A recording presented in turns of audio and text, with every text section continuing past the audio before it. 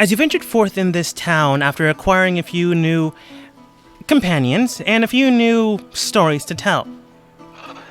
Some of you gathered wealth, others gathered helpful advice, and even still others acquired new bonds of friendship and maybe servitude? It's kind of hard to tell, and you might want to discuss it with your wife one day. You also got a sweet hat. Morthos, in the meantime, also got Sapphire's help to acquire certain attributed material, which could be used to scribe for the last missing child, as you managed to find, whether dead or alive, the other individuals that went missing in town. Sapphire managed to get them to the police, and currently they're taking care of things. What happens there, well, it's in the background. If you never decide to interact with it, it's perfectly fine. They are honestly capable, just don't have certain jurisdictions that random people have. I could explain that later, or I won't. As long as you don't look for it, I don't have to. I digress. It has been some time, and, well, Q did get set up and prepared for a evening event. They were early. So early that you actually fought someone and got someone fired. But after a day's preparation, you managed to also get yourselves ready and dolled up.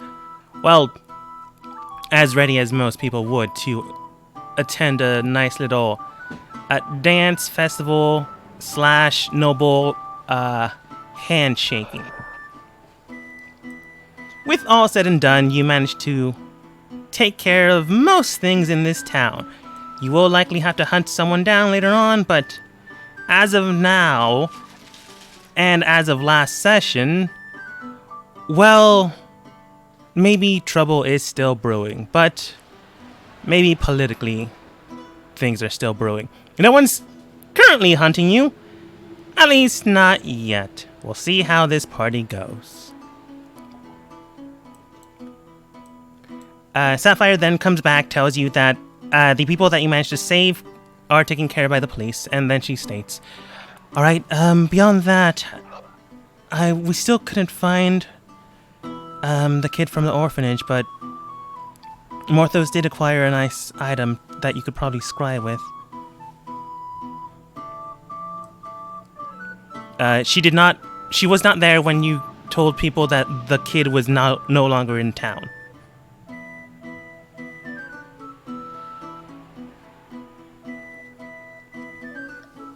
Alright. Oh yeah, I also went to the church and discussed with them about stuff. Yes. In fact, you did learn a few new things about yourself and about your family.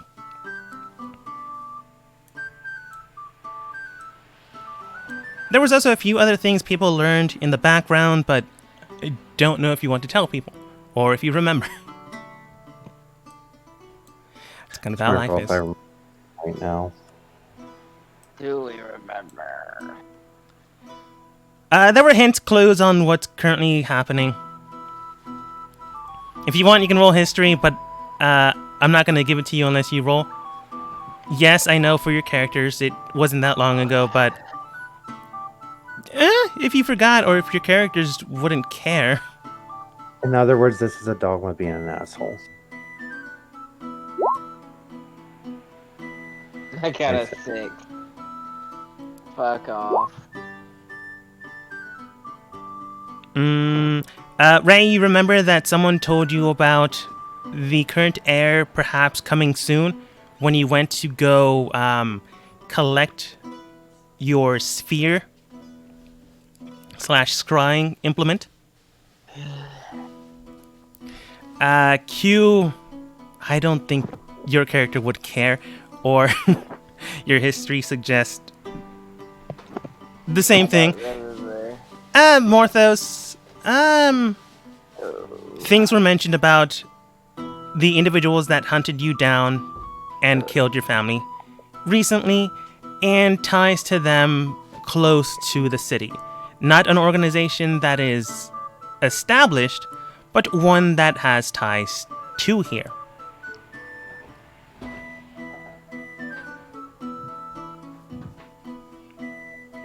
if you remember their name.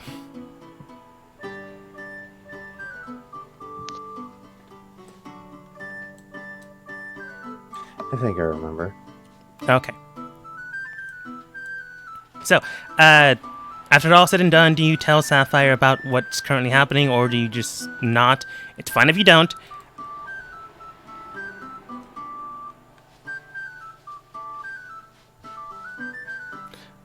I'm gonna take that silence as a no.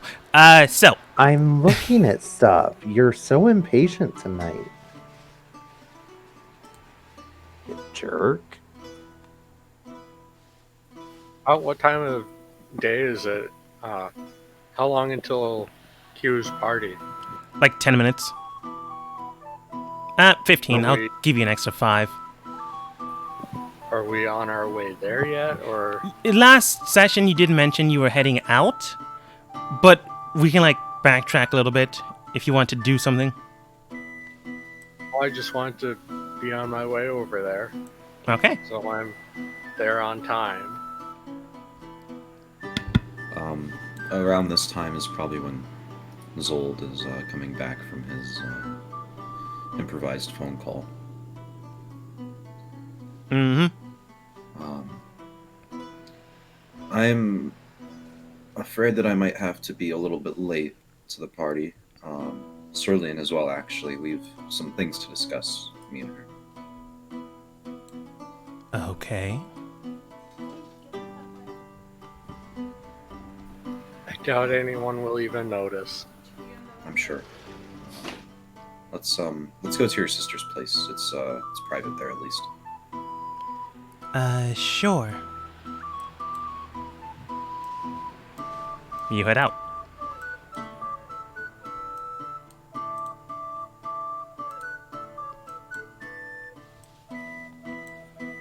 Sapphire looks to you. Your team, not towards anyone in particular. I don't know what this party thing is, but it seems that you're in a hurry. So I should probably take my leave with you here.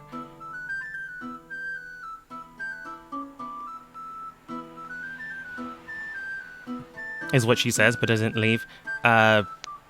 Again.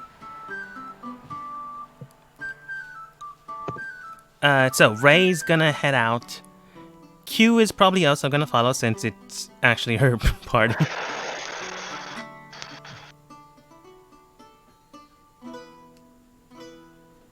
Okay. I gotta stand up for a second. One moment. Mm-hmm.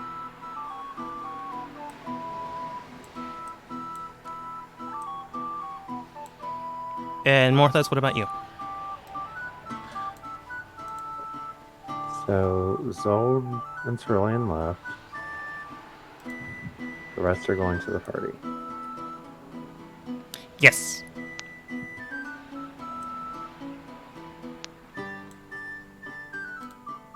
Where is it? Where is it? Where is it?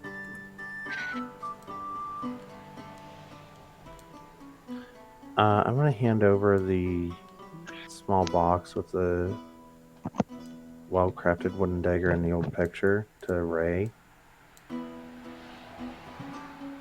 These are the items for the scrying that you probably need. All right, and what's the name of the child I'm looking for? Dusk, right? Yes. If it wasn't before, it is now. Right, I'll make a note of that when I perform the spell. Alright. All right. I think I'm going to go check on our other charge back at the church. You mean the person that you just left like 10 minutes ago? I feel like he's going to get into trouble. I very feel like you're a quickly. helicopter parent. But okay. Well, I mean, you're the one in charge of him. You can blame my roles if something happens, but you can't blame me. I fully blame you. You're the DM. You created this world. Fair, I guess. So, as people head out, Sapphire just goes her own way. Oops. There we go. I'm gonna go with Zold first. His seems the most potential to blow up in his face. I have no idea why you would use Zold and the adjective blow up in the same sentence. Sure. Unless it's literal. I don't know what you're talking about. So, entering into the establishment that you are fairly familiar with, you come in without too much worry or care. Well, that's a lie.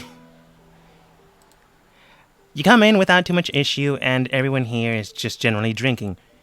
It's early enough that the nightly events of said place are not in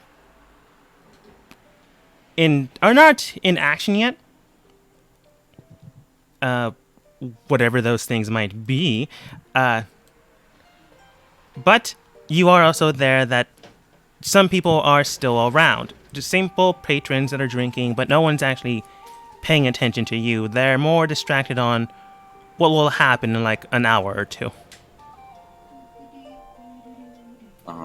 Just go over to the counter and place a few gold on him. One of the private rooms upstairs. And the man. Oh wait. Let's see the hour of time. No, it would be a woman at this hour. The woman looks towards you and simply states, "All right then, dear. It's quite early. If you are seen once you leave, you do realize that your reputation is your own." Sure.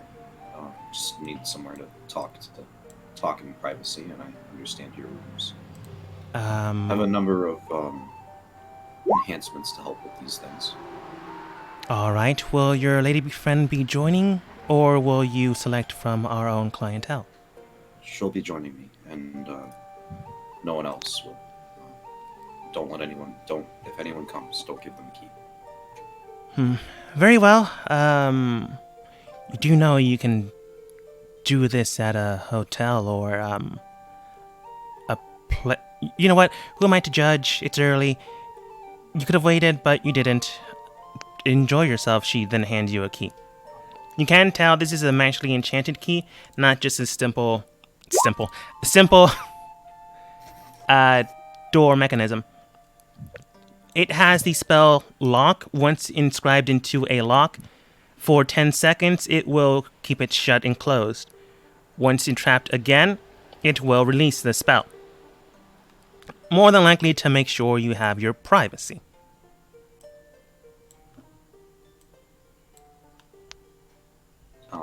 And then we shoo Shar away. I forgot her token was here.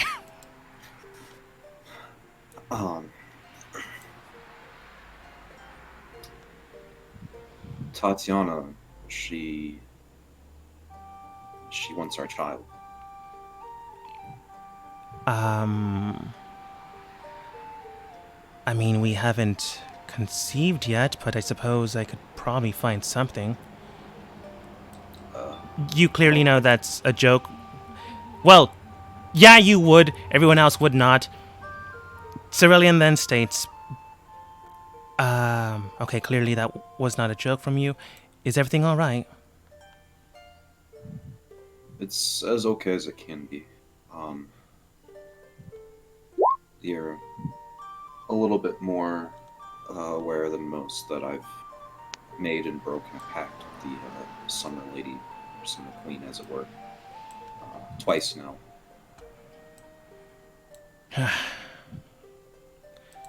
Well, did you specify what would happen to them? Not in anything concrete. The Fae do not deal lightly in truth. That's very true.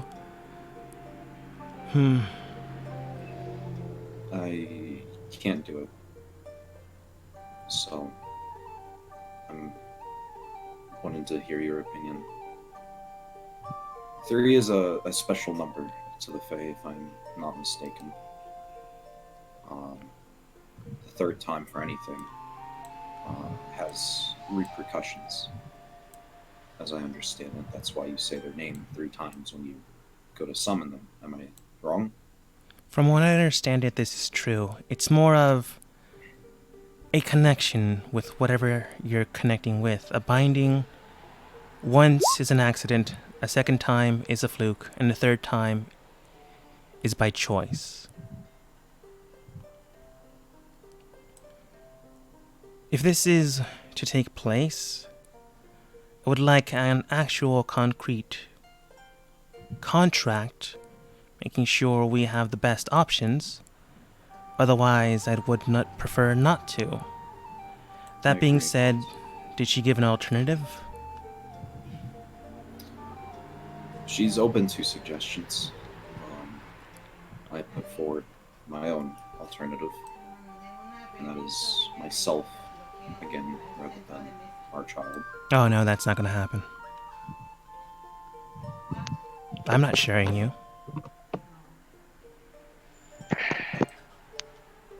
That is the sweetest thing you could have said.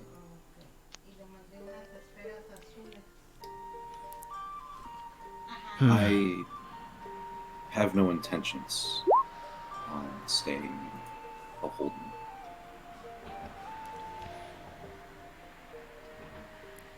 As it is, we have one option to break such a binding contract once more. Though I worry the repercussions of breaking a third contract more so than I fear the repercussions of making a third contract. That's more than enough fair. Do you tell her like everything? Yeah. Okay. Not wrong. Based on what you've learned and what you've told her, she does state, well, if she does care for a child, but the way she phrased it seemed odd. If I had to wager, something tying us both, but doesn't necessarily have to be our firstborn, or at least not genetically. I don't think she would use the word genetically, but not exactly from us. Perhaps something important to us both. I suppose there's always the option of adopting, but I'd rather not bring another person into this matter. Doesn't seem like a very good thing to do, to adopt a child just to simply bequeath them to the Summer Queen, is it? Though I'd lie if I said that the thought hadn't crossed my mind. And she simply wants to name them? That's what she said. I think, and this is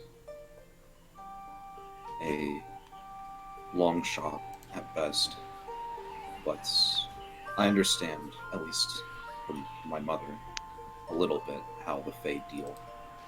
So long as the letter of the contract is followed and not necessarily the spirit, we might have a way to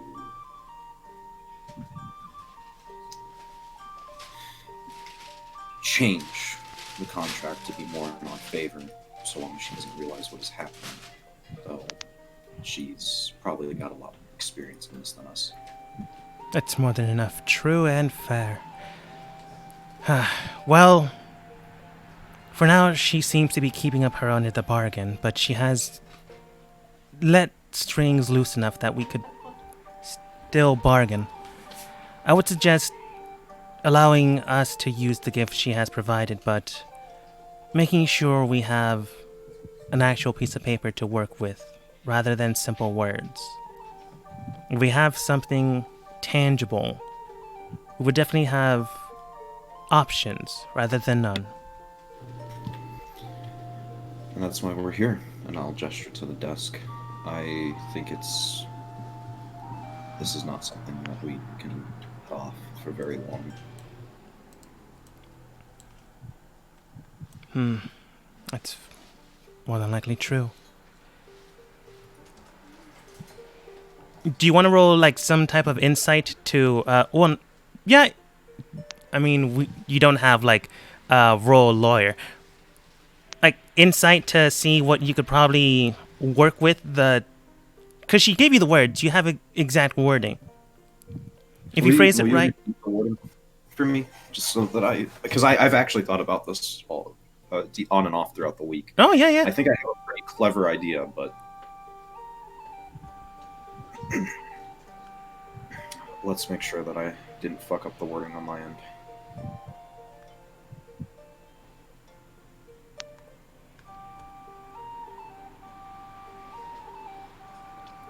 While you look for that, should I go to someone else? Oh no! I thought you were gonna repeat it, like what she said.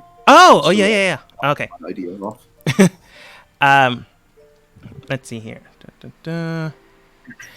All right. I have the wording, but the exact wording I'm remembering from my mind, so bear with me.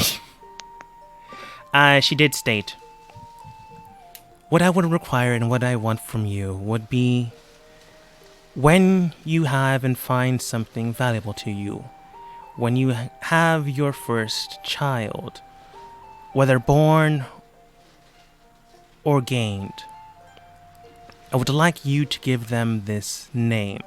And then she provided you with a name, which wasn't Sylvan. I just didn't say it out loud. So you have the name. Then you ask for what reasons, and then she simply stated, I have and bore many children within my own domain.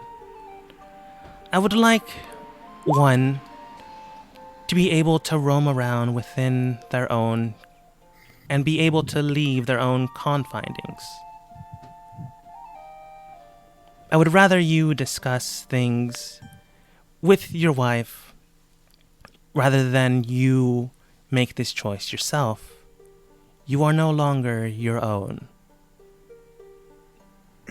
There are other options if you decide to give them to me, but for now, this is the one I prefer.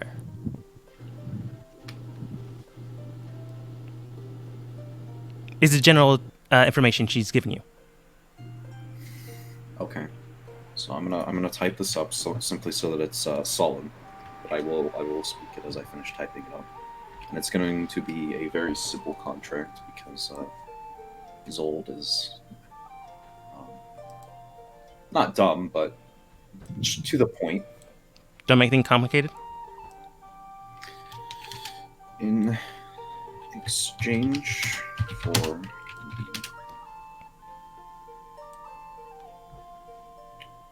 leverage of the Summer Queen, dealing with matters, dealing with and threatening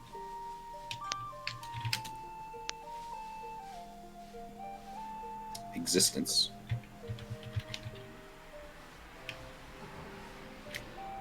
Zold and Cerulean Bucks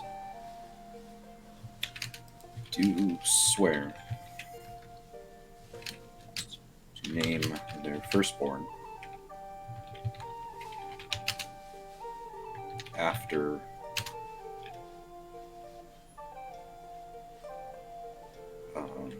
I need the Sylvian name. Okay. Oh, I forgot it. It's spelled weird. Boba Fett. It's not Boba Fett. That would have been awesome, though. Would have been interesting.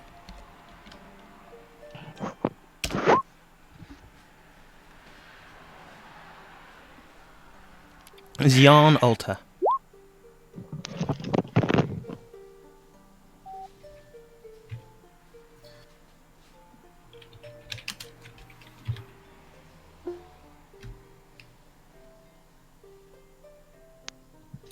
Per the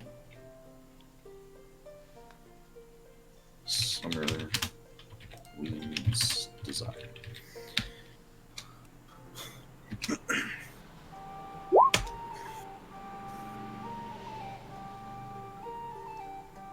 In exchange for the leverage of the Summer Queen in aiding with matter dealing with and threatening the existence, Zold and Cerulean Lux do swear to name their firstborn after John Alta per the Summer Queen's desire.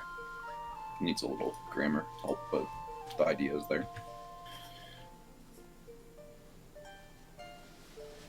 Okay. You do know you still have the 24 hours. Within 24 hours, not within, but at the 24-hour mark, she will return. So you have this contract ready. I like to take the prerogative. You want to summon her again? I fucking might. Okay. Roll religion. It won't be that hard because you managed to summon her last time because you rolled well.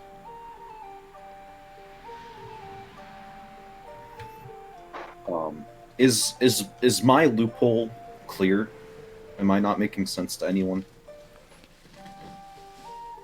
You can say it out loud if you want to, but I'm pretty sure I got it. Okay.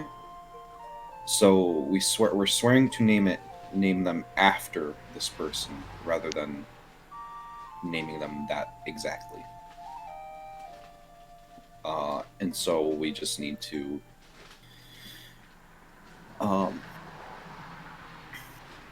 the original plan is to translate the name into common or something and then just name them the common name. Mm-hmm. Following the letter but not the intent.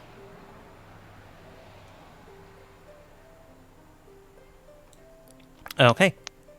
Does Cerulean think that that's that would be enough to prevent finagling? It's definitely wiggle room. If I had to wager, she might see it and say something. As long as she doesn't examine it too hard, it shouldn't be an issue. But they are masters of contracts and bindings. It will be tough, but it's better than nothing.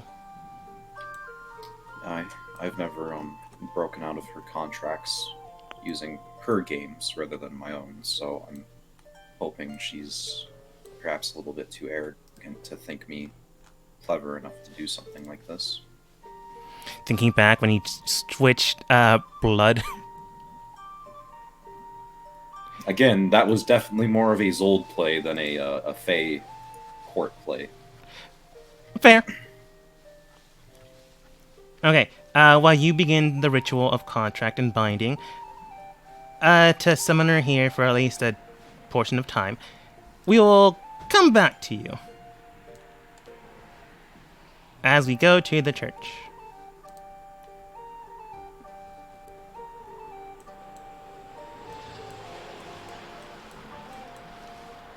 Martha says, what was that? Do the party. I'm trying to fix something. Fix something? Seems to be in the middle of something and was telling me to move on to the different group. Yeah. Okay. I'm sorry. It's okay. Well, Q's not there. I'm just gonna say Ray got there first before everyone else. Hey, we're all there. I'm gonna delete most of you except for Ray. Well, I'm gonna put you in the GM layer, not delete you.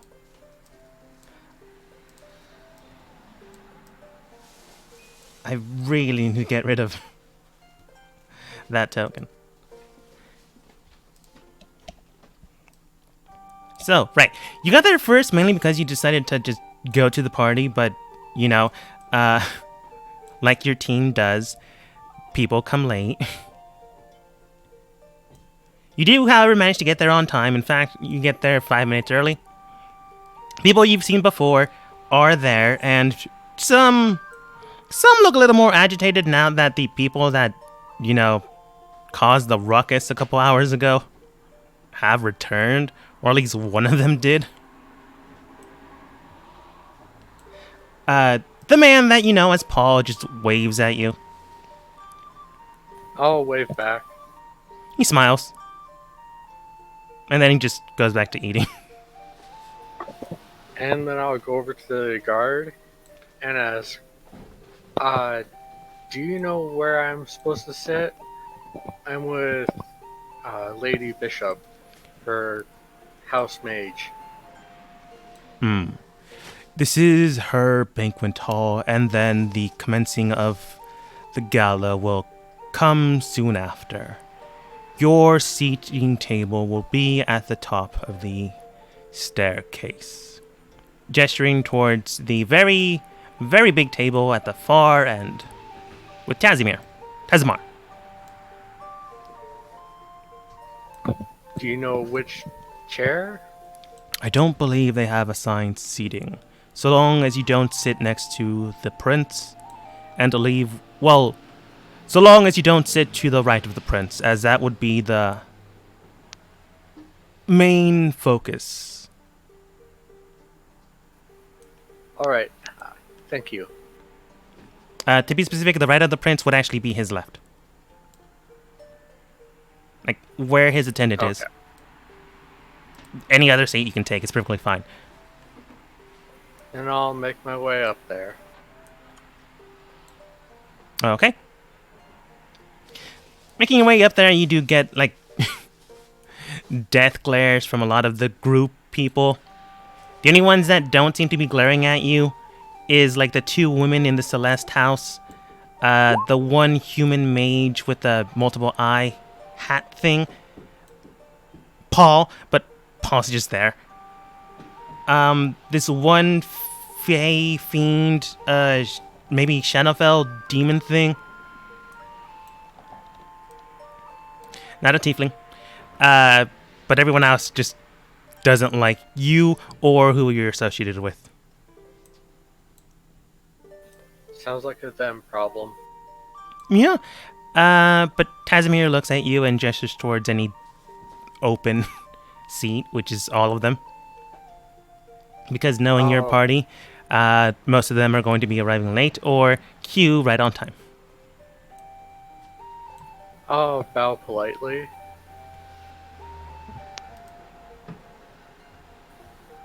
Pleasure to see you, Your Highness. Q will be here shortly. Lady Quincy Bishop. Yes, I'm familiar with her. This is, in fact, her party. Yes. My name is Blue. I am her house mage. Oh, surprised she hired one so soon. Were you from the, school? Or are you a representative from outside of the city? I am a representative from outside the city. Ah, I see. Hiring out, then. Very well, then. Please have any seat you'd like. I would suggest not sitting where my attendant currently is at, mainly because that is where Miss Bishop will be. Of course. Anywhere else is perfectly fine. In fact, you can sit to my left. He makes a light chuckle. You don't understand that joke. Mainly because it's just a noble thing. Because if he was a noble, he wouldn't let you sit next to him. I'm over-explaining things. Yeah. Anyways. He just looks towards you and simply states, help yourself. So tell me, where are you from?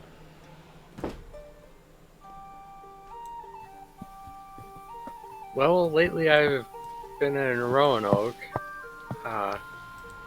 There's been quite a bit of strangeness going on there that has piqued my interest as a scholar of the arcane. Ah, Roanoke. It's been some time since I've been there. Tell me, do you know anyone by the name of Gustav? Yes, he works at the forge there. Oh, he actually made this armor for me. Impressive. I have seen him do some rather quality work for some of my other companions when I was there. I would see why not. His impeccableness is quite I wouldn't say intriguing, but rather different. To most people, he would simply be a very thoughtful man. But if you didn't know it, he is in fact gifted with various skills and training. I still do not know how he was able to bind... how should I phrase this properly? Celestial magic within a suit of armor.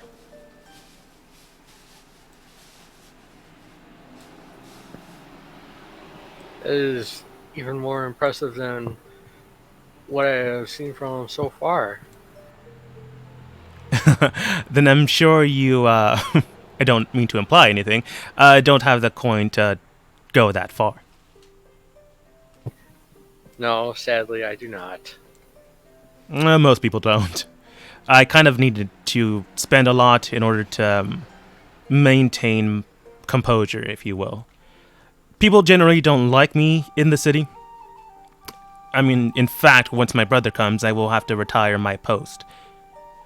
But for now, I will have to, he gestures towards his armor, play the part. Of course.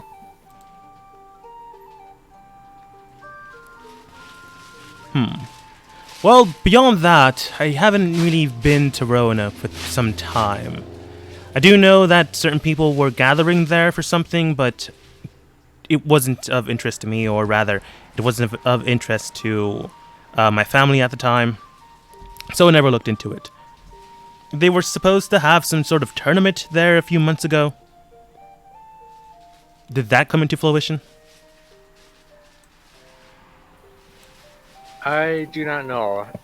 It was of no interest to me, as it was just a simple tournament. Nothing arcane or unusual. Ah, I see. Well then, is there anything I suppose I'm talking too much. Is there anything you want to know from me?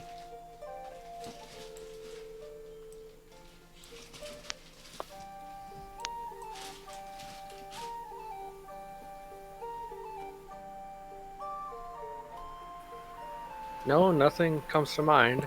I'm sure Lady Bishop will have plenty of questions for you when she arrives. I'm sure she would. So, Ray, is there anything else you're doing? Because he will just keep small talking with you. He's a nice guy, definitely not a noble. You can tell he has been raised to be a noble. He still has the etiquette, the posture, the gestures. But the way he's acting friendly towards you, and the people you've interacted with that are of nobility here, including Q, he doesn't seem to act like them. Well, he is talking with the common folk, so... Yeah, most of the people that the other houses have hired, they basically just hired them and they're just standing there not talking. Kind of like statues, but statues don't eat. I'll see what food's on offer and help myself. There's actually a good amount of different variety of foods. As displayed on the pictures themselves, you can tell that if you didn't like the dish that's next to you, you can easily acquire a dish that is better beside it, or at least preferable to you. There are meats, there are also vegetables, fruits. Everything seems to be... well, it's a little strange and odd. Everything seems to be well made and taken care of, but most of the foods here seem to be of a common variety. It's nothing elegant except for maybe the lobster. But everything here was prepared to the highest quality, but not to the richest value.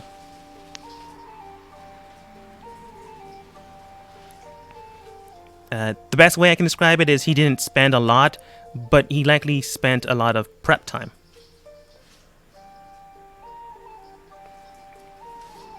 Or the cooks did. You don't know if he probably cooked it himself. He probably didn't.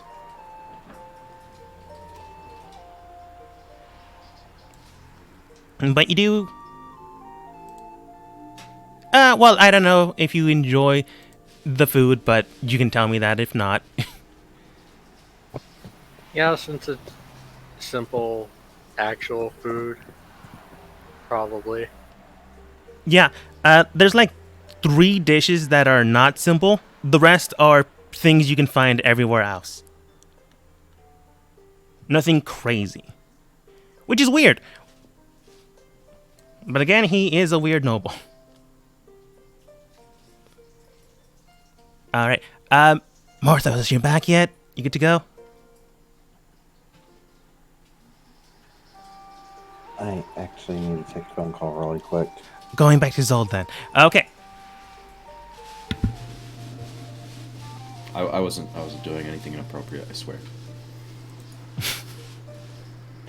Before I make this phone call, I want to just call you out on that. I don't believe that for one instant. Yeah, don't check Discord.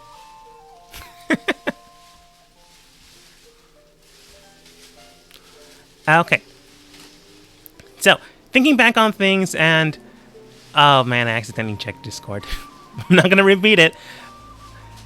Anyways. Thinking back... Just so you guys remember, my stream is marked as mature, so... Still not gonna repeat it, man. I'm putting that out there. Anyways, symbols, context, clues. I think Ray might be typing it out. I don't know. You finish the details and finish the script. Yeah, they did. You then see the binding take place. After a certain amount of time, the ritual is complete. And then one Fey Queen, minus the hat, does emerge. Let's see if I can't find her token again without the hat. For all context, she's there, just minus the hat. Well, this is rather early. But I see you have spoken with your wife. I have, though forgive me if it's a little bit forward to me meeting you in the bedroom like this. Think nothing of it. After all, political matters and non-political matters often involve canoodling. Cerulean then states, not in this case. Well, I suppose it generally does, but not between us and you. That's not what I was stating. Oh god, they're in a room together. But, We have yes, go on. made a simple contract that I think you shall find sufficient. Taking the words into account, I see.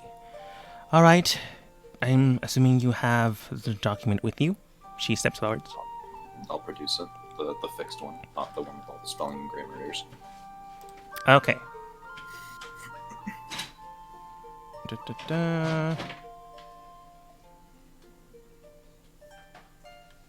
Alright, she will roll something not showing you the modifier.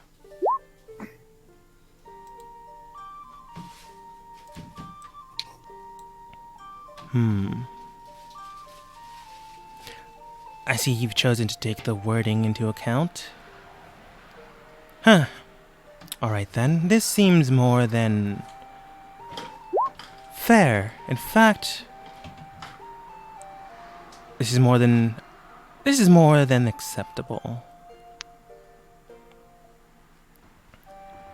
Anything you need to change before I stamp my seal of approval? Nothing. Imagine if you got screwed over because you had a typo in your contract. This will be my third contract with you, as it were. So I wanted to make sure it was on the level. Oh, it's at the level that it's most accurate and most beneficial for both parties. I am not going to lie. There are things you could have included, but you've already stated otherwise. She then plucks out one single strand of silver hair and drops it onto the paper. As soon as that happens, a strange radiating light emerges from the script. It burns into the paper, leaving nothing of ink left, but a contract has been forged and made. And then she gestures towards you. Place a strand of hair, blood, whichever you prefer, and both parties will then be bound to their word.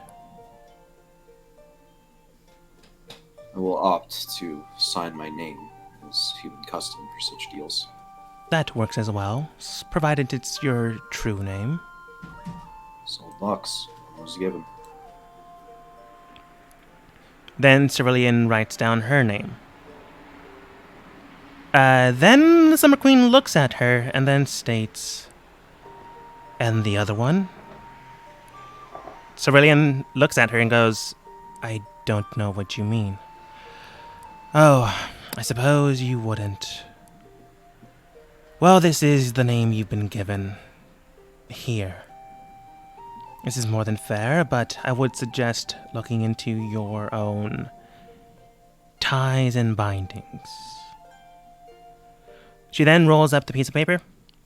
You then see it burn once more, likely with your names being inscribed into the piece of paper itself, and then she pocks it away.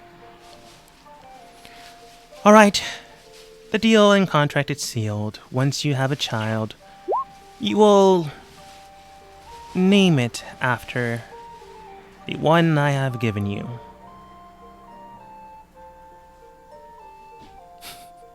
She's not a lawyer or an attorney. If that is all,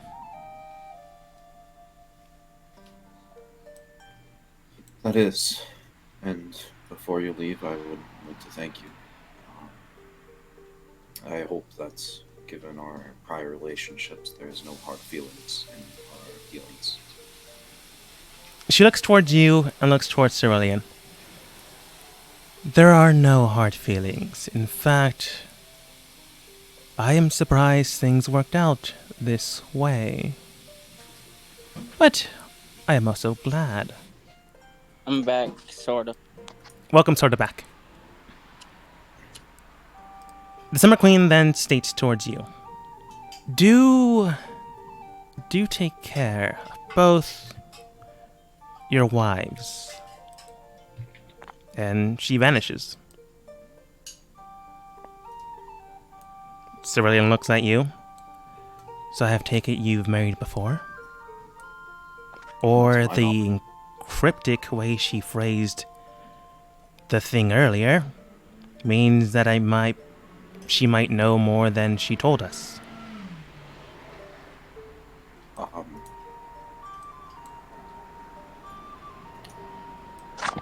You know, judging by her rampant pursuing of me, it's come to my immediate attention just now that I might have married Titania to some queen at some point. How would Cerulean... Yeah, the way she does it, you could tell it's kind of like a snort for Cerulean, but she just goes, No laughter, but you can tell that was her laughter to the point of actually making an audible sound. If it's any condolences, I don't remember. I have much enjoyed our engagement, more than one that I care not to even seem to remember.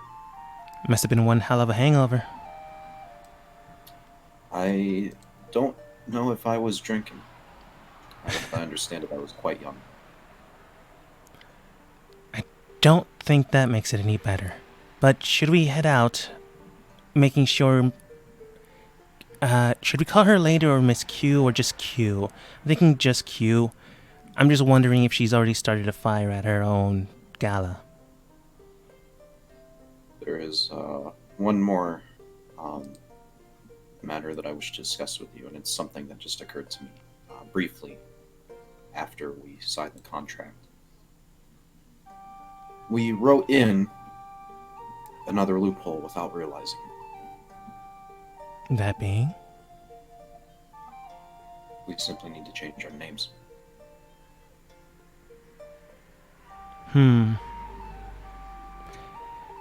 That Sounds like it might be a much easier matter for me than for you. she was about to say the same thing. She nods, and then states, "That is more than fair. But we're gonna have to find every piece of paper that has our names." I don't know if we need to. I think that, given the way the document is written, only one of us needs to find and change our names, as it did specify Zold and Cerulean Lux. Of course, if one of us was no longer Zold or Cerulean Lux, that part of the contract is void, though we wrote it in such a way that even if we void out part of the contract, she is still obligated to help us.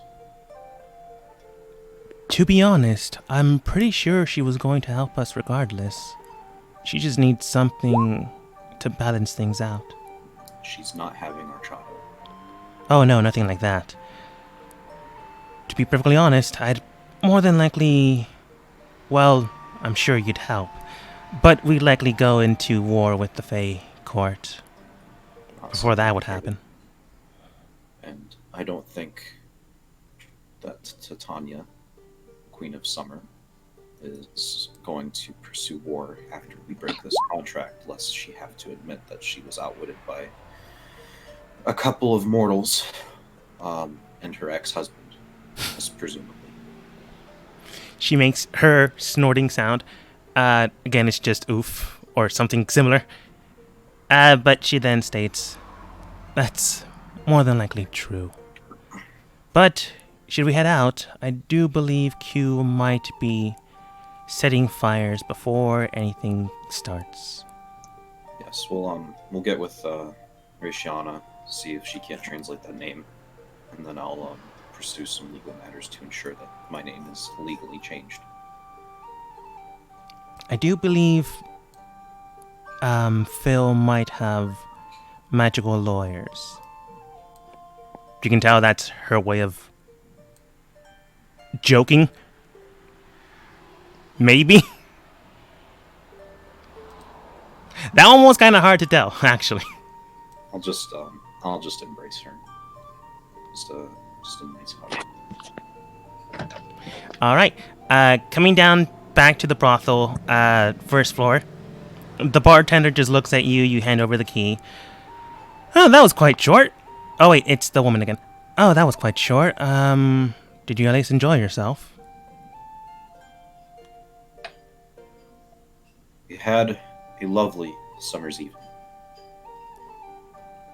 "I'm sure you did." She winks. "Just try to, well, you said you were gonna head out. Just try to avoid anyone face to face, otherwise they know exactly why you were here." That won't be an issue. And I'll cast Pass Without a Trace on me and Cerulean as we leave. Yeah. All right. As you basically go into stealth, go ahead and roll stealth. You head out towards a nobleman's party. This has a +10 because I didn't have enough stealth bonus as it was. Back at my computer. All right. Cerulean's basically fine, and Zold, you're fine as long as you don't have an expert assassin coming after you.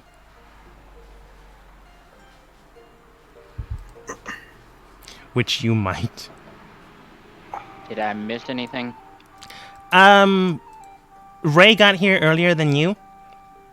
Mainly because she said she started walking before everyone else. Morthos is currently getting a phone call. And then Zold decided to make another contract with the Fae Queen. I think that's my third and final. I don't think I get more after that. I don't think she'll let you. Three No. is three is also like a pretty important number to the Fae, if I'm not mistaken. Yes. And fool me once, shame on you. Fool me twice, shame on being fooled me a third time, and I think we're not on speaking terms anymore. And then you die. No. And then I find and kill you. So, as the party's true time slot does take place. Star, to answer your question, you don't know. It's just Zold's assumption. Okay.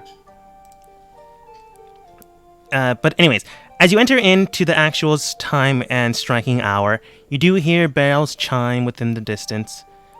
As you do make it exactly on time for the gala.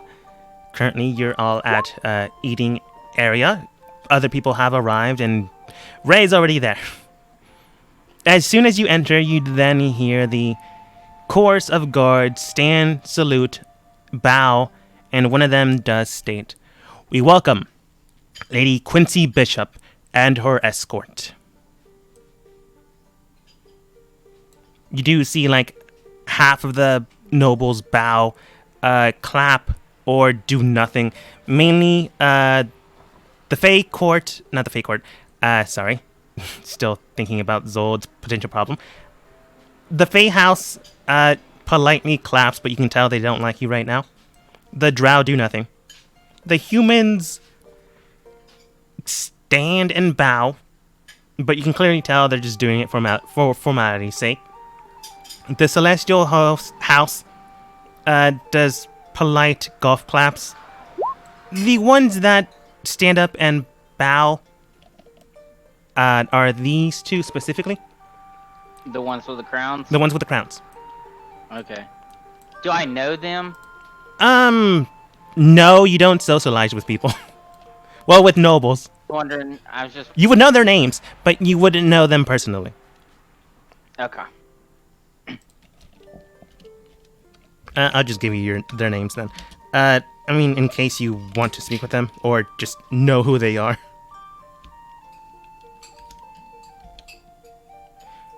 Huh. I think I used this name already, but spelled it differently. Whatever, I'll just change it. It's fine. Only the last name matters.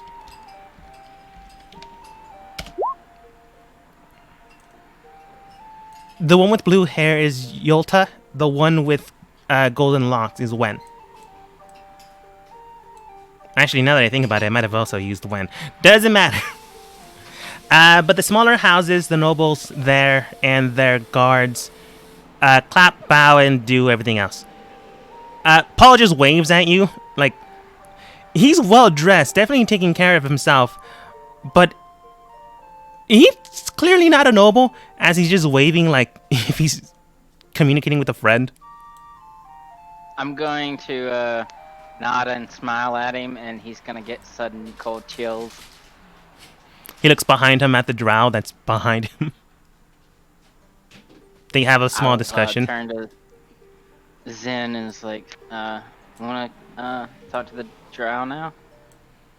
I suppose, but I wouldn't want cause a ruckus this soon. Why? You only live once. Be young. All right. She extends her hand out for you to loop around her own. I do so. Okay. That gives me an excuse to move you both at the exact same time.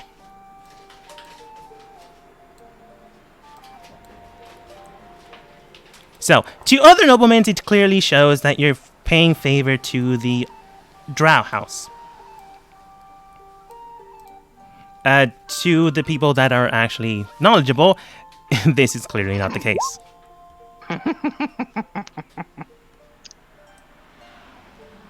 So, Zen comes over to the matriarch of the house.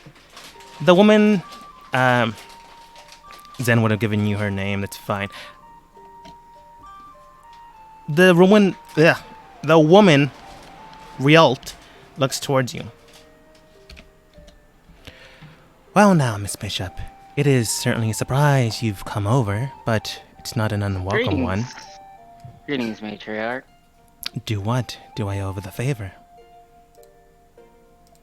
Is your house trying to smile align? at her and smile at her, and then look over at Zen. Ah, I see you have our little creation with you. I grin even more so, and then look back at her. Okay. As she says that, yeah. Darn it. English. English hard. As she states that, and you look towards Zen, she then states, Zen then states, yeah, gonna make this quick. Don't like you. Already seceded from my family, already seceded from you, and already seceded, looks behind her, from them. I don't care what you're about to say, and I don't care what you'll do after, hunt me down, go and collect other people, blah, blah, blah. I'm gonna tell you this, now. Screw you, screw that guy, screw that guy. She just goes down the line of her own house. That Is guy... one of them cool? Damn it. You already got what I was gonna say. That guy's fine. I never met him. He just looks over. Hey. And that guy. Toasts raises his glass. Hey, I'm okay. So to you, and to your house of shadow. She just flips her off. I just chuckle a little bit. She loops her hand around yours and walks you away. Mainly because she wants to make sure you're okay, but also making sure that she doesn't try anything. Oh, if she tries anything, it's on. You can tell Zen is red in the cheeks and face. Wow, that sounded very awkward. I'm gonna look over at Lord Astora and just smile and wave.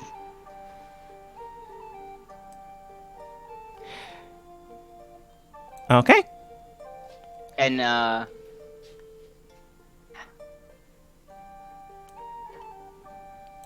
have him, same thing I did to Paul, cold chill down his spine. Okay, you harass the people around you. He looks behind him, looks towards the Celestial House person behind him. They begin to have a small discussion. It goes into shouting. Not to fisticuffs, unfortunately. But you can tell the nobles don't really like each other. If that wasn't already clear. I love everyone here. I say that to Zen as we're walking. I don't think you've spoken with a lot of them, but the ones we have are pretty bad, yeah. I just laugh and we'll get there. We'll get there. He talked to Tasner for a second. As one trained in etiquette, Zen shows you around the table to where you should sit and would sit. The attendant that's taking care of the prince presents the seat and offers it to you. Tasmar, then states, "Right then, seems you made it in time," and looks towards the currently arguing Fey House and Drow House, and have already caused a commotion. I cover my mouth with my hand and chuckle a little bit. Well, these things tend to happen. Not at the beginning of things, but, well... Whatever do you mean? Quite. By the way, I've been speaking with Blue here. Oh, you changed the name. You made it fantasy. He then states, "She's rather pleasant. Did you know she do you know she comes from Roanoke?" Mm-hmm. Oh, good. I thought you simply found her while she was walking the streets and said, you're hired. I would have put it past you. No. I've known her That's where we met. Oh, news to me. Well, until recently, I hadn't really been on speaking terms with my father at that point in time, so I wasn't really. I got the impression from him that he didn't really want me around, so I did some traveling. I do know you were part of the. I forgot you were in the royal court, so you need to change the music. He then states, I know you were part of the Knights, or still are. I'm not quite sure on that. But I did not know you I don't traveled. know how that works either. Yeah, they gave me some leeway to travel to some of the cities in the kingdom. Well, as soon as you rank within an 8th house or above, you are given leeway most of the time if you are a Knight of the Order. You would be sent off to war or any other place that needs protecting and guarding. So it would make sense for you to travel and have that type of leeway.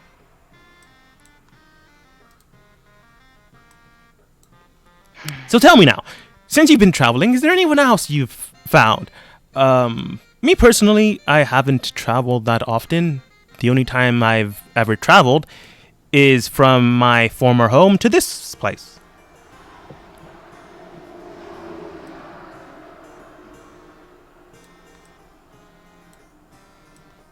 Out of character, I'm trying to remember what places Q's been and what all my other characters have been. I mean, you can tell them, like, small talk things. You don't actually have to give them direct information if you don't want to. Okay, I'll just basically tell them, been here and there. Oh, interesting. Now tell me about Hythe, because you would have been to Hythe. It's a nice port city, plenty of boats and commerce travel. Have you ever been to the nice tavern called Recall? Have I? Do you go to taverns that often? I mean, yeah. Then you would have. It would have been a very known and established place. Recall, oh wow, I just really named it after Recall. Wow. You're not gonna recall the night, so here, come to recall. I think that's what my joke was supposed to be. I can't recall. Anyways, thinking back on Recall, you can tell that it was a nice place. It was of burnt cinder and ire. The entire place was basically pitch black and dark on the outside. It kind of looked like a gothic motif bar, but inside it was furnished quite well. The burnt ochre actually smelled quite beautifully inside. The place was lovely. It was a little expensive, more than you thought, but the atmosphere was definitely worth it. The attendant, well, not the attendant, but the barkeeper there is the only employee, and he does have a certain spell there. The only reason he was the only employee was that spell. He was able to cast a spell known as Copy, to the point of not needing to hire anyone else, which is damn near impossible. He then states, Recall's owner, or proprietor, really, to Solve. Did you ever manage to speak with him about that strange spell of his?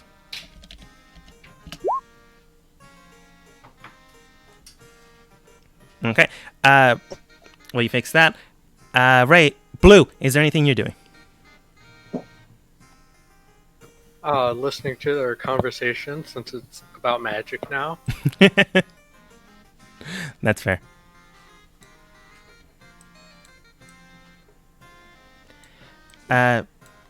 So, he basically tells you about the strange goblin man named Solve. He was able to cast and learn a spell known as Copy. Copy generally allows you to copy yourself once and only once, basically making a double of yourself and tangible with your memories and certain spell slots if you have them. In his case, however, he had not that much magic about him, but he was able to change and warp the spell to the point of near craziness. it was more or less not a spell, but at that point, to solve was part of his being. Ray, yeah, but kind of better. As once cast, he is, well, you wouldn't know this in another with Tasmar. So I'm not going to tell you. I'm just going to say it's kind of better. He then goes on to state that Solve basically is a very interesting sort. Nice, polite, calm. Definitely not what you would expect from a goblin. Or the stereotype of goblins, if you've ever come across those. I don't know if anyone in this group has. And like that, we all get Vietnam-esque 1,000-yard stares as we stare off into the distance, the sound of explosions happening.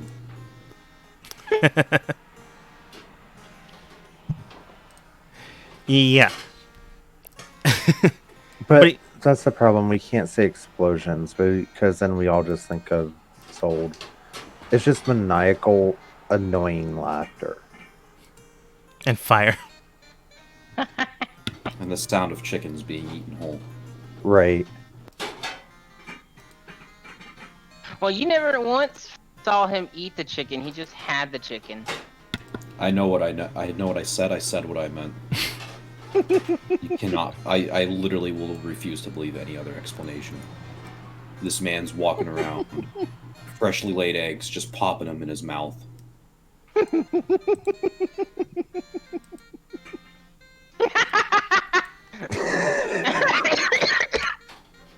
And we killed Star.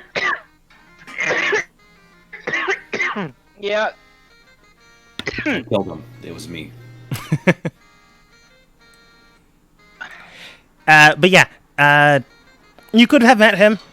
You would have known this information. You could just say, yeah, I've met him, or yeah, I've heard of him, but never really interacted. It's entirely up to you. I suppose you haven't actually managed to acquire that spell or get any training from him. No, you would not have. He keeps it guarded, basically. That kind of magic, and he keeps it. He probably would keep it guarded. That seems fair. I just thought I'd ask. I wanted to learn about it, or perhaps acquire it, but I suppose another time. Yes, it does sound like it could be quite useful. Indeed. I'd rather not have so many men die out on the field, if it could have been avoided. Right. Well, putting this together, I think I need to mingle. Indeed. You will have about 2 hours to wine and dine anyone you decide to. In the meantime, didn't you say you were going to have your team here with you? At that moment in time, 2 other individuals pop up. A lady and a lord. Or a gunman and a magician? It's kind of hard to tell what Cerulean really is. My wife. His wife. I'm gonna tap my watch and ask in a cryptic way. Zold would probably know, because we were talking about this, if he secured the deal. Zold gives a nod and then mouths, we'll talk later. He's also carrying what seems to be a very nice hat box.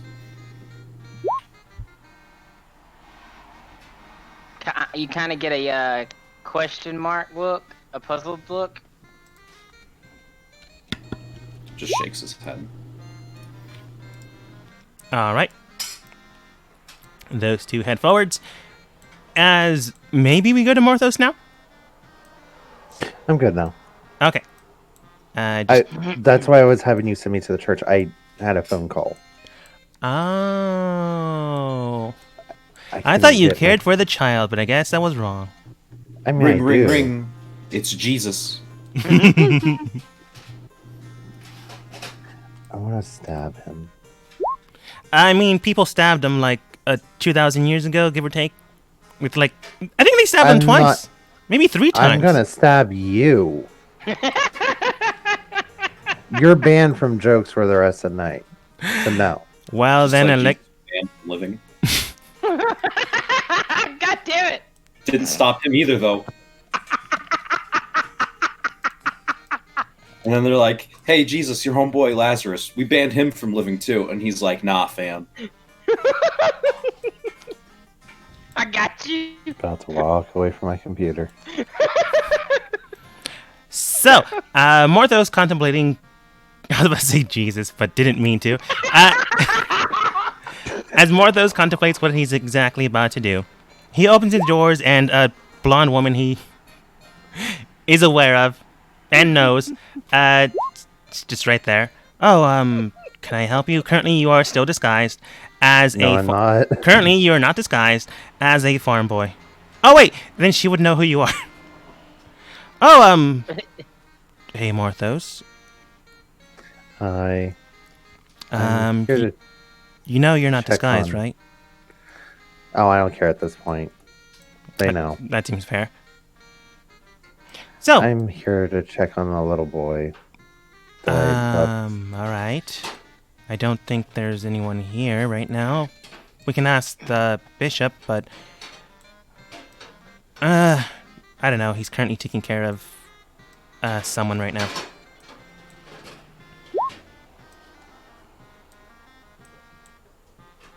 God damn it, sold. I was gonna make the joke, but I decided not to.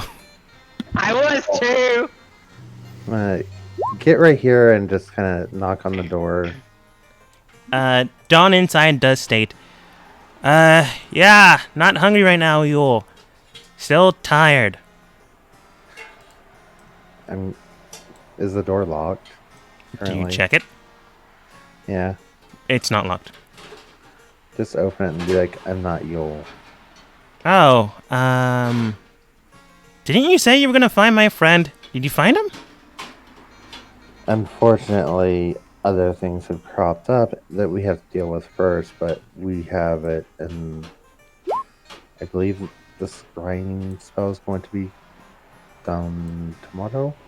I don't know what that is. So, some really powerful magic. Uh-huh. He then sits back. Whoa, he then lays back down on the bed. You can tell, when you came back and then he said, did you find him? He was ecstatic because he maybe thought you were competent. And then you said no, and he completely shut down.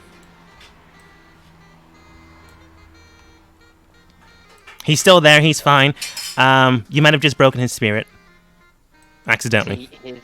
To his mind, you're now an incompetent moron. More like he's wondering why you came back, like, after 10 minutes.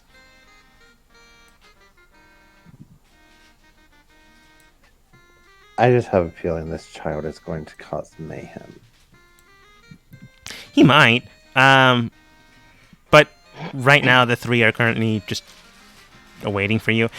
You can still talk with him, Dawn, but he's kind of just relaxing. He's kind of been not in a great state of mind. Thankfully enough, he doesn't remember most of it. So that's helping. But he's actually at 4 points of exhaustion. So he does need to rest. Oh. I was just checking on him to make sure he didn't cause any trouble. I mean, once he gets enough rest, he might. But right now, he's not doing anything. I'll already tell you Gonna that. need at least a couple days. Then you just need to make him get more exhaustion points and he won't do it again. Oh yes, let's just cast Sickening Radiance on the child. So, contemplating potential murder by accident, Yule looks towards you. Oh, welcome back. Did you forget something? No, I just had a feeling that Dawn might cause some problems when he gets arrested. So I just wanted to check back, and now I guess I have to go to that dinner situation for Lady Bishop. Ah, I see. You two. Thankfully enough, I was able to get out of it. But it doesn't seem you were able to. Technically, they're expecting a farmhand, not me. Willow then states, then I suppose you can probably not go, but I don't know how that'll work out for you. They might, I don't mean to sound rude, but nobles aren't exactly kind. If someone they invited decides not to attend, that would likely look poor on the individual they are connected to. You don't have to mince words with me. Nobles are assholes. I mean, Bishop's an asshole. She's a flat out asshole. I don't know who that is. I know your friends, but I don't know a bishop. Well, Yule's technically a bishop, but that's a church thing. I'm gonna go now. The statement stands.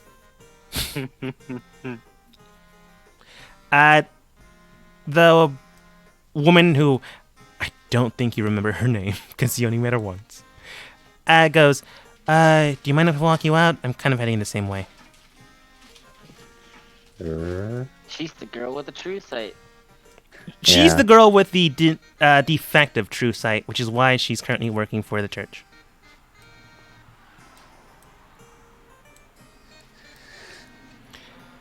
So you got invited to the whole party thing too? Only because I'm comrades with Quincy. Oh, I'm technically a third house noble. Nothing important, but I can attend if I want to. And my house always makes me. Well, that sounds awful. It is awful. But yes, unfortunately, we have to deal with that. Yeah. Tell me though. The bishop person you were talking about, are they going too? I was talking about Quincy. Yeah, I know. I just didn't want to outright say it. I just say it how it is. Well, that should be fun. Knowing my comrades, they've already started shit. I better get back into costume, actually, before I leave the church. So, I'll go back to my farmhand look. Okay. You back to your farm boy look. She just casts a spell on herself, and you can tell that an elegant gown is on her. You can tell it's magic and it's completely fake. She then looks towards you. Well, and then looks back at you. Oh, you can do this too. I just changed my clothes, though, not my entire face. Let's just say there's a lot of bad blood for me out and about. That's fair. From what I hear, well, keep this a secret or not, it's likely going to happen soon anyways. But word has it, the true heir to the throne is heading back soon.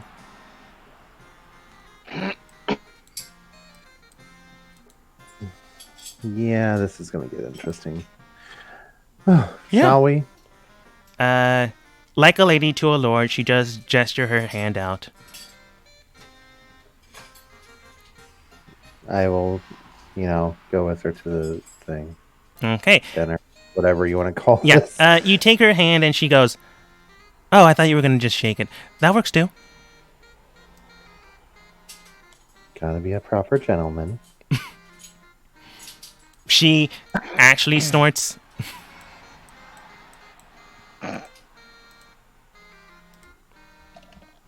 And then the Thank you for team's demonstration. and then the team's back together. Soon after, Morthos does come into play after everyone else. Some people are wondering why Layla, I'm just going to give you her name because I don't know if you remembered or cared or asked. Mm-hmm. You only met her like once so it would be hard to remember. But as you enter inside, people are just wondering why the House of True Sight is with a farmhand. Farm boy. It doesn't occur to them that maybe she sees something they don't.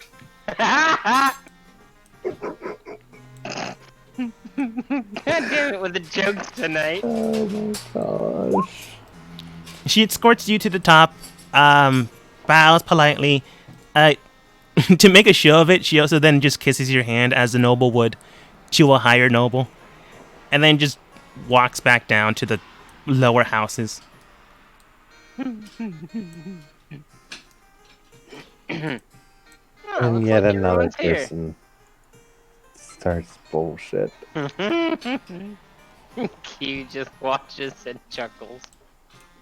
Oh, it says low enough to only probably Zen or Tasman hears.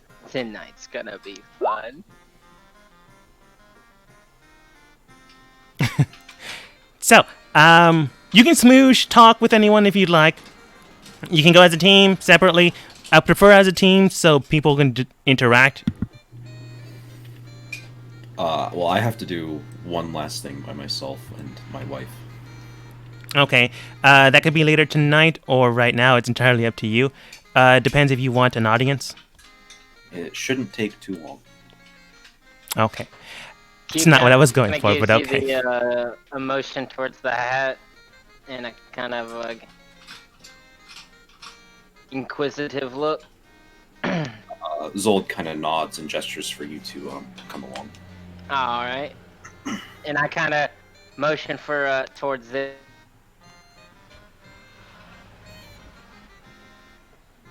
Okay.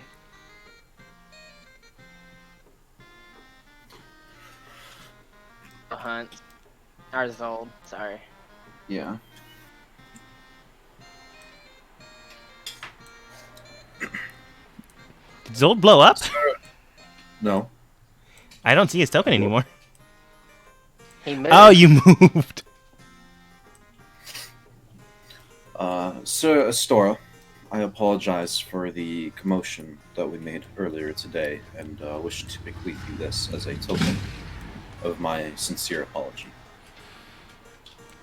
Roll persuasion. I would give you disadvantage, but it'd be improper for him to be displeased at another nobleman's estate house. I will use a luck point for advantage. 27. So, the persuasion you needed was at 25. You just barely got it. I suppose even one of your reputation does deserve a second chance. Even though now I must look for a new house mage. He does take the box. It is appreciated. I assume you have some sort of card, so as not to tell me your apology by word, to save face between the nobles. I believe the gift will speak volumes. I would be honored if you would open it now. Don't you think that's rather improper at another nobleman's party? Oh, no. My friend, I won't be offended in the least. You see the individual next to him just peers over his shoulder. Oh, so curious at this. Star then. I just mean, looks at you. I point to the solution. I mean, even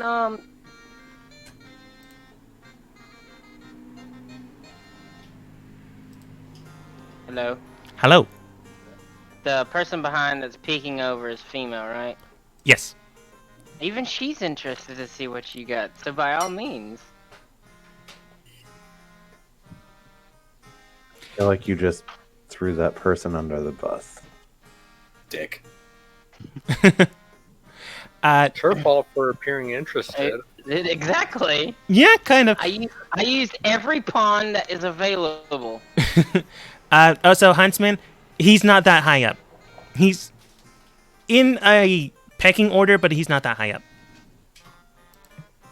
Oh, okay, okay. Sorry, it took me a second to remember what you were referencing. Yeah, it's fine. Estara looks at you. He will roll his own etiquette roll.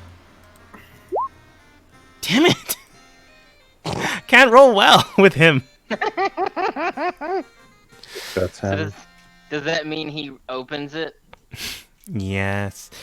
I suppose listening to the lady of the celebration would be far more proper than not. He is persuaded and listens to you.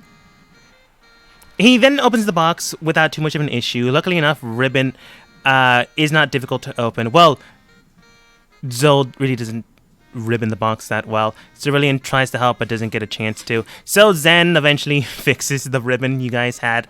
It's easy to pull, thankfully enough. So he simply pulls it. Then pockets the ribbon. Lovely ribbon.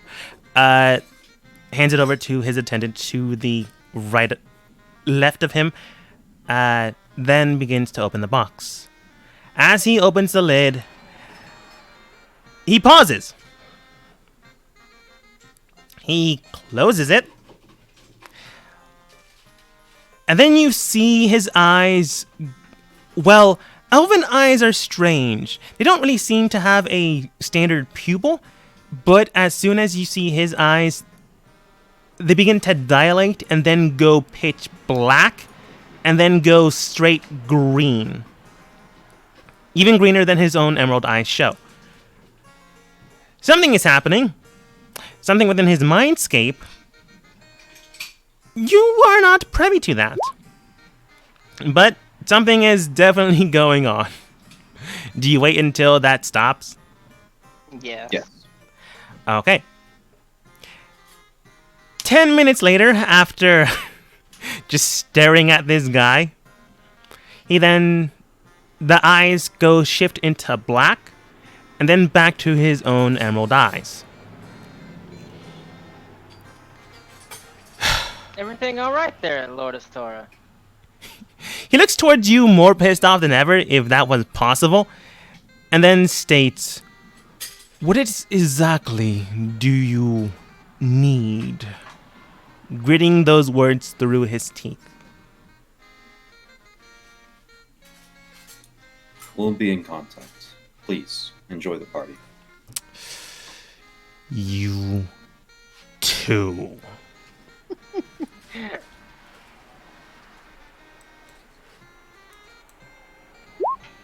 Then just looks towards Zold. I don't think he liked your present. It's fine. Who's saying that? Zen. Well, she I don't probably think you're thinks the hat supposed to. doesn't go with his suit. She does think that, but she doesn't say it out loud. It would be improper to do so. I'm I gonna mean- take Zen. Sorry. You already pissed him off once. Why not just insult him some more? Keep balls Exactly. I'll take Zen's hand and lead her to the celestial table. Okay. You do so. I'm gonna assume you greet the patriarch of the table. Yes, I go to the patriarch. Mm-hmm. I name. Do you just ask him like that? Or are you No, asking I'm me for a name? asking you so that I can greet him properly. Oh, okay. Name. He just looks towards you. Oh, right. You don't know my name. No, he doesn't say that. It's a simple name. It's Kurt. He has a higher titled name, but he just goes by Kurt.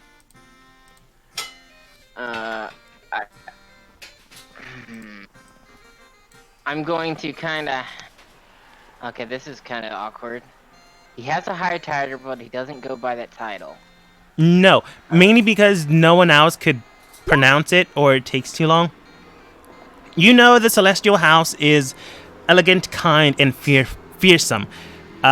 Kurt's full title is Lord Kiersmar of the House of Valor and Violence. I'm going to address him as such. All right, you do so, and then he simply states, "Oh, Miss Bishop, it's a pleasure to meet you. To what do I owe the honor?" Well, I just wanted to meet everyone. New in the game. Ah, yes. Congratulations on usurping your father, by the way. I appreciate it. He had it coming, but Most nobles do. eh. So tell me now, what exactly are you going or intending to do? I do know you travel. If you decide to, well, if you need help, just let me and mine know. I'm sure I can help you find someone to help with your own estate matters.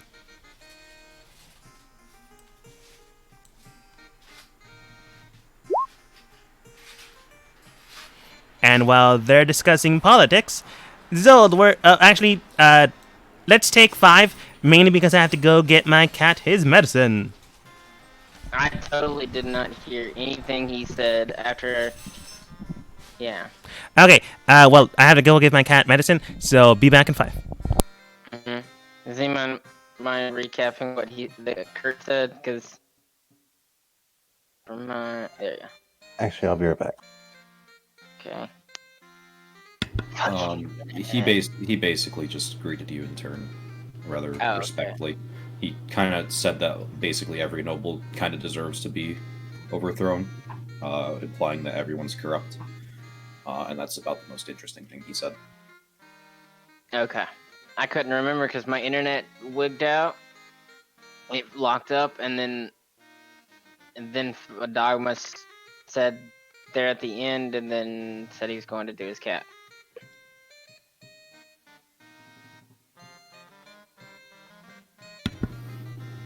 Man, we really fucked up this store, dude. Oh yeah, we did. It's really fucking his whole life up right now. Now then, what else can you do to mess with them? I Make think him, getting him in trouble with the Queen of Fire and Life is probably more Well, than enough. Well, we could humiliate him more by making him publicly. We still need him to be in power. No, So not. That's what I'm saying though. But publicly acknowledge friendship with the Bishop House.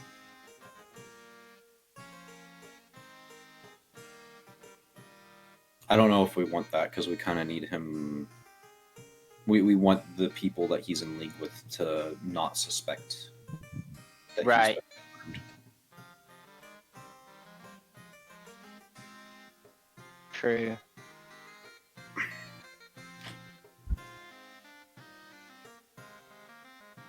You got a point there. Excuse me.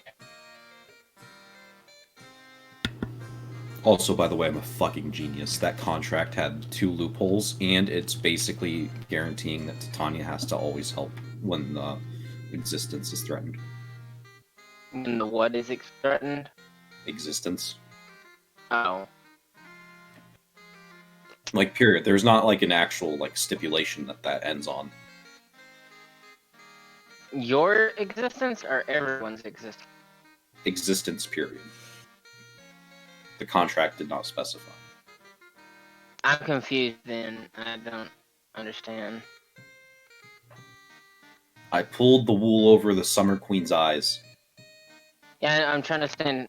She has to help when it deals with existence Being threatened, yes. being threatened. Yours or anyone? Any existence, period. If she is asked, she is obligated to help.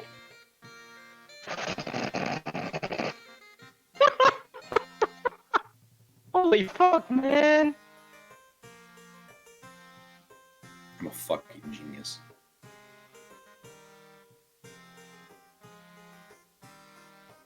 Oh, PS5 Demon Souls? What the Yeah, fuck? it got a remake, a remaster. I know it was getting a remaster, but didn't know it was out already. Yeah, it was a launch title. Oh, nice. Apparently, it was I haven't got to like play it. completely remade. Yeah, I heard it was like a remake, not a graphics upgrade. I thought it was a remake. I understand that it's like a complete overhaul, yeah. So it's closer to a remake than a remaster. But again, it's one of my favorite games on the PS3, so I actually have been on media blackout for it until I can secure a PS5. Right. I wish my internet would stop being a little fucktard.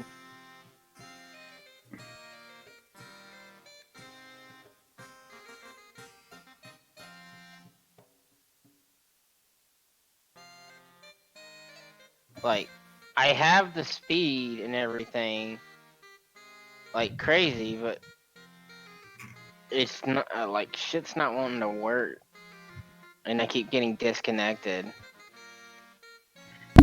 And I'm back. Welcome back. I realized that this contract that I made with Titania is like way worse for her than I initially envisioned. Okay. It doesn't specify when or whose or how existence is threatened. It just specifies that when existence is threatened, she is basically obligated to help. Mm-hmm. Meaning, if anybody asks for her help, Assuming their existence is being threatened. she's gotta come and help. Presumably. Presumably. Presumably. I hate my fucking internet right now. It's pissing me off. Except you wrote threading existence, and I threading did isn't a also word. I did also specify that without the grammar errors and all that. That was a spelling error. Spelling. I said spelling and grammar errors. I know what I said. Let me feel clever. I feel pretty clever. This will blow up in my face eventually, but until then, let me feel clever. Fair.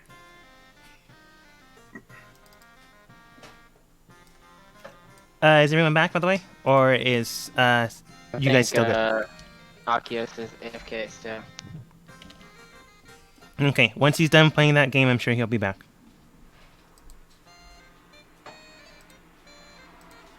I really do have bad jokes. No shit, Sherlock. I'm just kidding. Sometimes they're bad, sometimes they're good. I've heard worse. Personally, I'm a fan of the ongoing joke that this has become of us just dunking on this poor man's entire existence. Fair. It's great.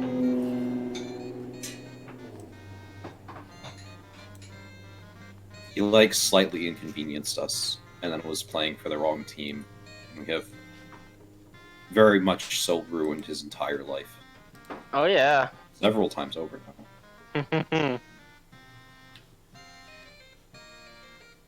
Alright, I'm back. Welcome back.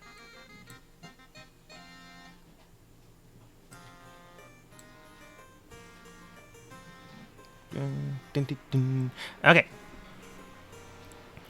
So, where we last left off, Kurt then simply looks towards Miss Bishop and then stated, "Let me know if you have any...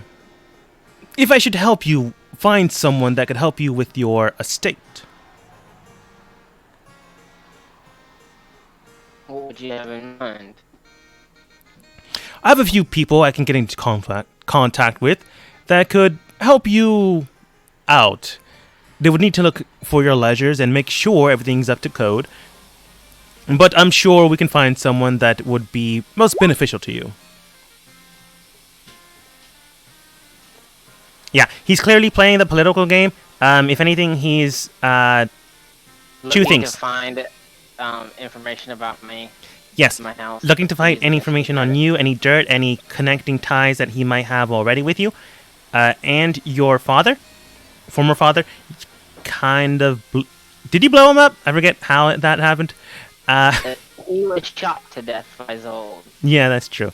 I claim ignorance and innocence. Fair. And Nobody believes you. and number two, if he has none of that and can find nothing, he will establish himself and have a greater tie to another noble house. He is heavily playing the political game. I'll keep that. And I'll bow to him and smile as I come back up from the bow. And leads into the human table. Okay. Zold, As what are we're you? walking, I'll kind of whisper to her, say, "When you get back to the house, I need you ready to go through the books." I would suggest looking for your own people. If we speak with anyone and they offer something, I would politely decline. As you head over to the human table, Zold, what are you doing? Mingling, just trying to be polite, but otherwise keep a low profile after what just occurred. Well, if you decide to mingle with the Fey house, might not be the best idea. The Celestial house might be okay. Human, okay.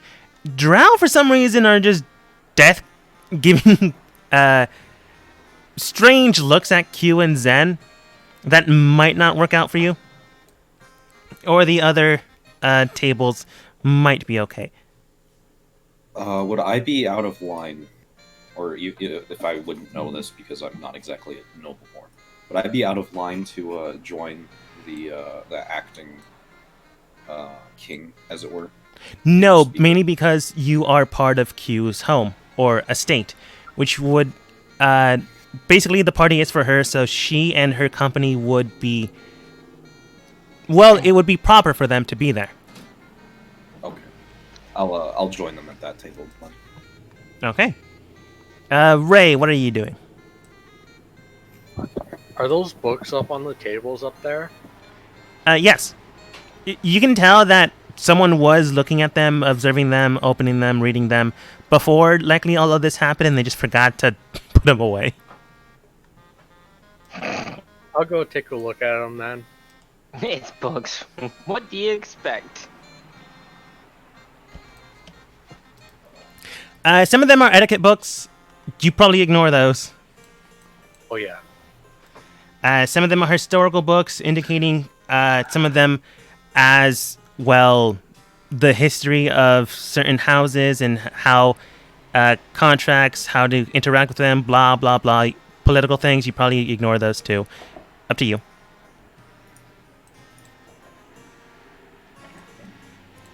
One of them is...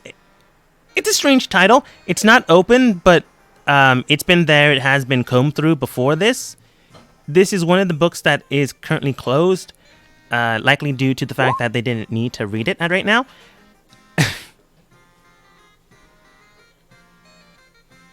Yeah, you're not wrong, Ray. But the book currently in your possession that has been thoroughly read, you can tell that the bindings have been opened here and again, indicating wear and tear. The title is strange, but it's something you've heard about but never actually looked or read up yourself. It's known as... Sorry, started to choke there for some reason. It's known as Mon and the Miscreant Monsters. Oh, Lord. I'll bring that with me and go check out the books on the other table. Okay. As you check out the other books around the table, there are more political books. You likely ignore those. There's more history books of houses and the people that were likely invited. You probably ignore those. Over here, there are 2 books. One's open, one is not. You look at the one that's currently opened, and it does have some strange writing in it. Do you speak Primordial or read Primordial? Yes, I do. Cool. The current page is currently flipped at. It's a spell. Reading it, you can tell that this is a spell known as... oh, wow, that's weird. Why do I have that spell? Well, anyways. Reading the book, you can tell that it is known as Bigsby's Hand. It does have documentation, strange illustrations, archiving it, and basically has how to do this spell.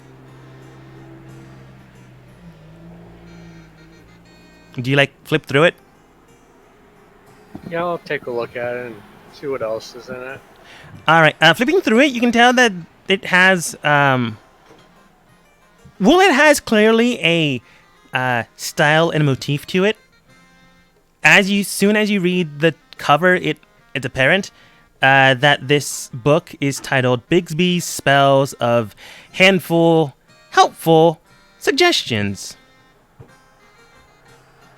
And this book has every spell that Bigsby has ever created. Hand-wise.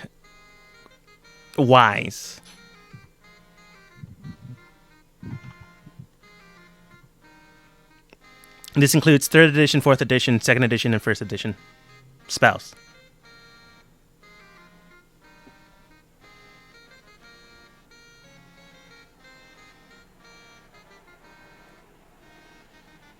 And you said there was another book over there? Yes, it's currently closed. It has no actual titled name on it. It's latched with 2 golden latches. There's like no locking mechanism. You could open if you really wanted to. Yeah, I'll give it a shot. Okay. You simply unlock it, and looking at it, you can tell that it's a ledger or a notebook.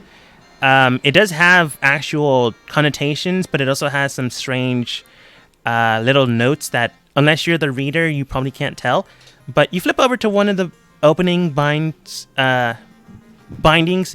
likely the closest one that was recently written on. And it reads, all right, based on how things are currently going to go, this might be a bad day.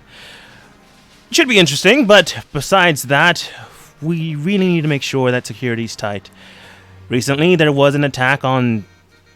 I really don't know why there was an attack, honestly, but it still happened. Need to make sure that the Bishop Estate is sound and safe. This is her party, so I'm going to make sure that that's clear. I'll have a few guards in the shadows, making sure that no one tries anything again. Okay, I'll just close that book and latch it back up. And take the monster book and the one about Bigby and his magic and sit down and read those. Okay. They are extensive books, so it will take more than a party to decipher.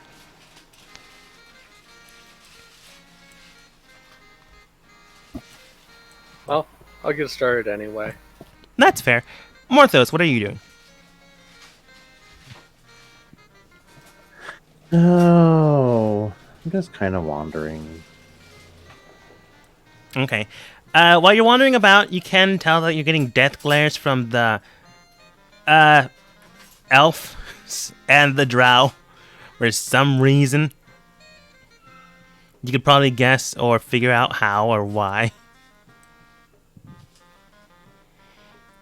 I think it's about time to start the chaos.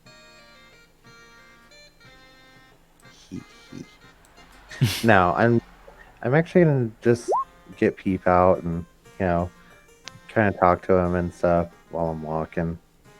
Okay. You bring out your familiar. Do you keep him small-sized, or do you tell him to get big? I'm gonna wait till I'm right about here. Just a perfect spot. and I'm gonna set him down and let him grow to his full size. Okay. So Did you move? they moved a little. I mean, is this? What was that? I don't know if my internet's fucking up or not. It sounds like it. The thing I Yeah, heard I- was, "Did you move?" I said a little, and then you said something that I couldn't get. It's fine. Sorry. It's okay.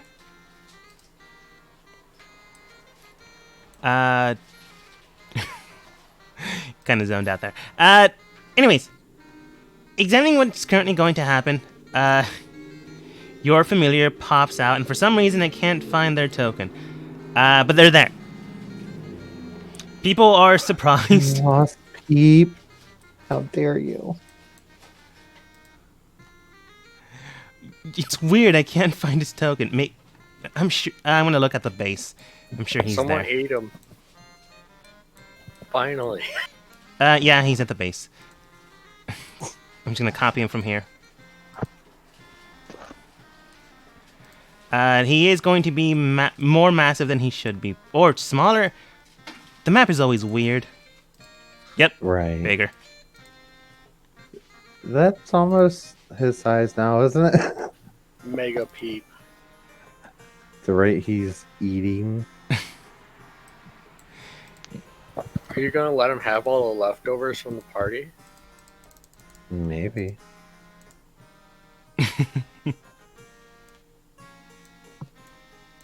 He's like medium size, like a little bit bigger, actually.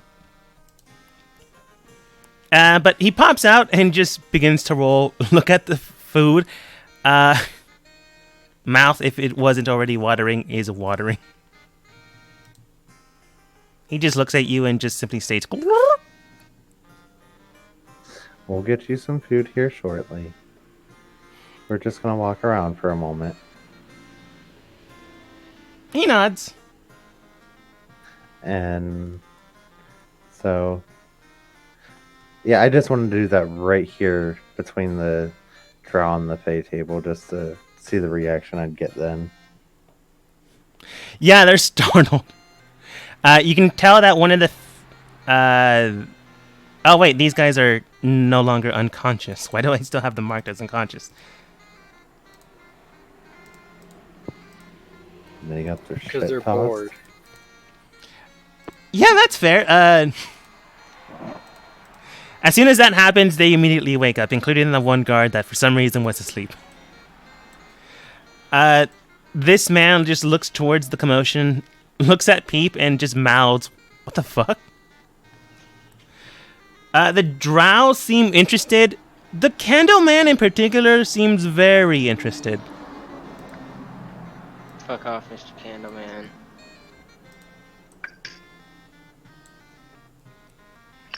All were surprised. No one was not caught off guard. Yay, I've accomplished my task for the night. I will kind of look at the Candleman and... Hold on. There's my character sheet. Yeah, I have a million things open. And I blow him up with fire. I'm thinking about it. Piano Man.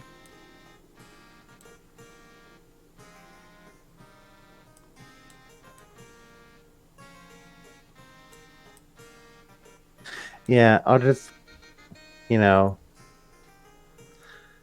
use thaumaturgy to make my eyes glow brighter while I glare at him. He seems even more intrigued. You don't know why. That might be his aesthetic.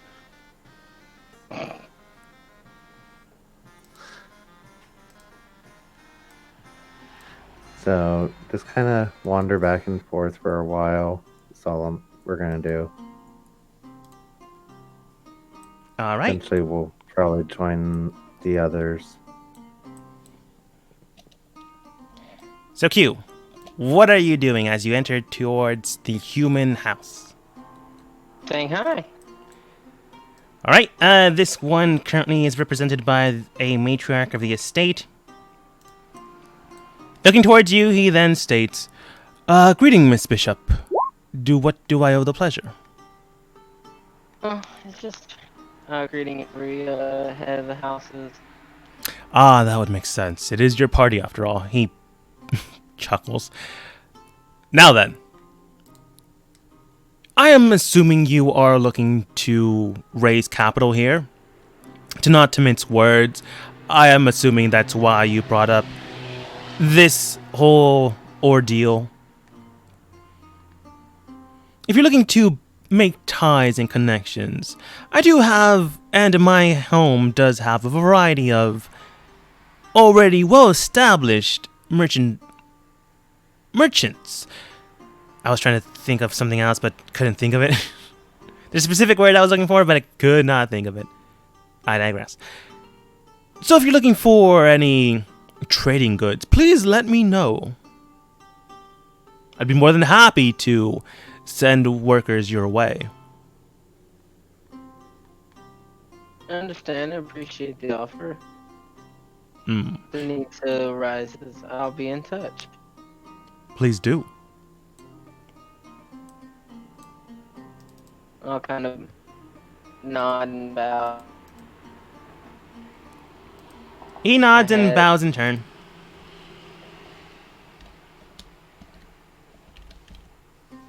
You do know his name. His name's Solomon Ark.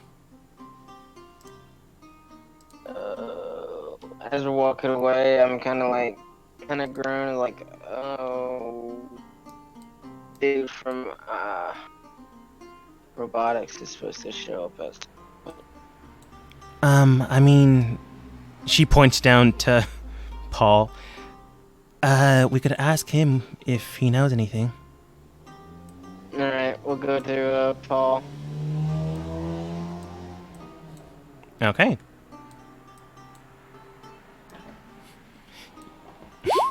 As you're walking by the Drow House, or the House of Shadow as you know it, you just probably flip them off. It's like, fuck you! They have not. Morthos, you are correct. While shocked, they're probably not surprised. Based on how he's been eating. It's normal. But you managed to get to Paul and the lower houses. Some just send small patches of meeting, greeting individuals just to say that we're here and blah, blah, blah. That's what Layla's here for. And that's why other people are here for. But Paul looks towards you, waves. Clearly not a man of decorum, but dressed rather well. Mm. Oh, he's not really sure from what you can tell what to call you. He should know me as Q, so... Yeah, he just doesn't know if he should call you by your actual title or just be friendly with you. Q. I kind of do the motion to speak as, like, I'm trying to, say a word, and I say, Q is the word you're looking for. Okay, good. Oh, I was about to say Miss Q. So Q, how's it going? I was just told that you became the Bishop at State House, and I was supposed to represent, my faction, Anderson's Robotics Incorporated. Hi. Mm-hmm. When's your boss coming? Oh, he usually doesn't go to these events. He did give me a Thank you. missive to hand to you if I ever saw you. I don't expect him to come here. Usually he sends a representative, usually me, if I'm in town.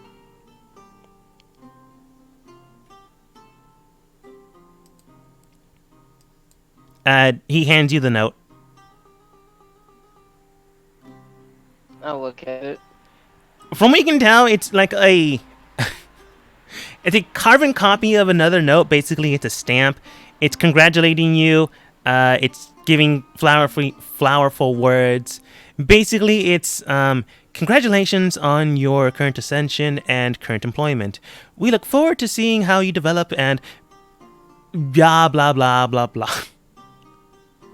Clearly, he was not informed of his boss coming here, and this note is just a simple congratulations card that he probably makes multiples of. Well, I'm sure here in a little bit he'll be here. I mean, I haven't heard anything. I can check if you want. Trust. No, don't worry about it. Act surprised. I mean, he usually doesn't attend these things. I know, that's why I say act surprised. I probably will be. Zen just pats him on the back. Fucking with this guy, and he gets a cold chill down his back. He just looks at the drow house again. I told you to stop that. I am not doing anything to you. Yeah, okay. He just turns back to eat. In the meantime, Morthos is next to you with a even bigger peep.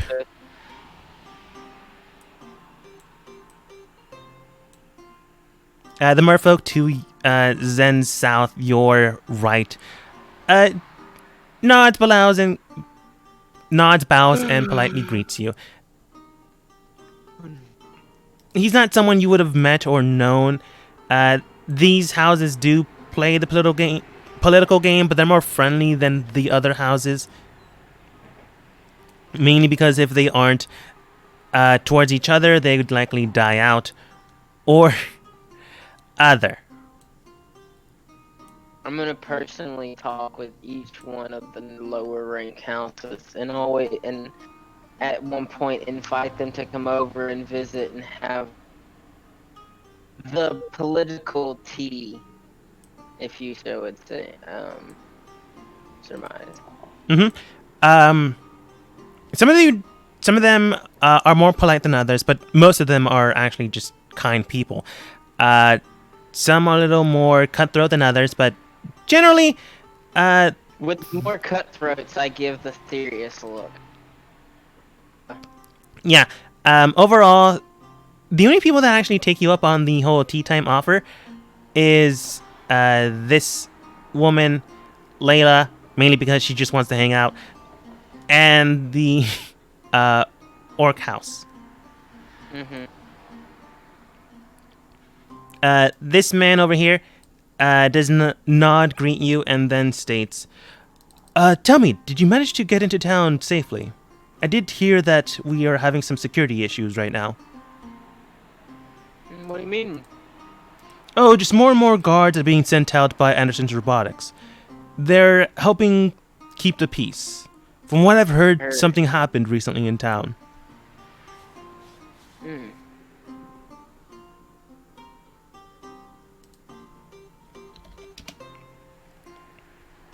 Yeah, I've been in town for a little bit.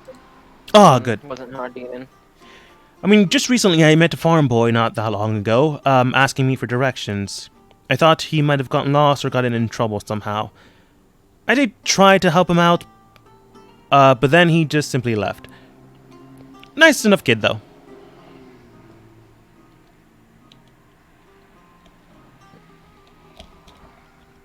Alrighty then. Right. He does state Rast, by the way. Greetings. Oh, excuse me, sorry. I did not burp in game, I burped out of game, sorry. I think Quincy might burp if she felt like it. But currently did not. She's not stupid. She knows proper etiquette. Yeah, I was going to say, but currently did not. So that happens, and if you decide to move to a new table, that's perfectly fine. But we will go towards Zold again. The man formerly known as Zold, soon to be. So, currently still, but may change Zold.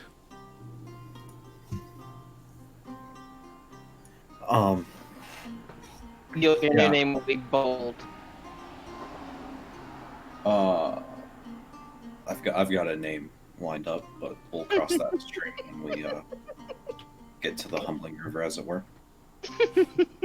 Slash burn it. Or explode. Look, we take things in stride here. You. Yes, I'm speaking to the acting king. That's Yes. Tesmar. Desmar. I couldn't help but overhear earlier that you're a friend of Gustav's. Oh, yes, you know him. I do. Well, I don't mean to toot my own horn, but I believe I've been a very good wingman for him, as it were. Oh, did he find someone to care for? I've yet to see him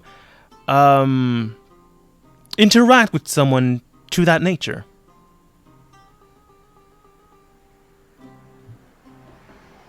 It's a little one-sided, but he seems to enjoy her company enough.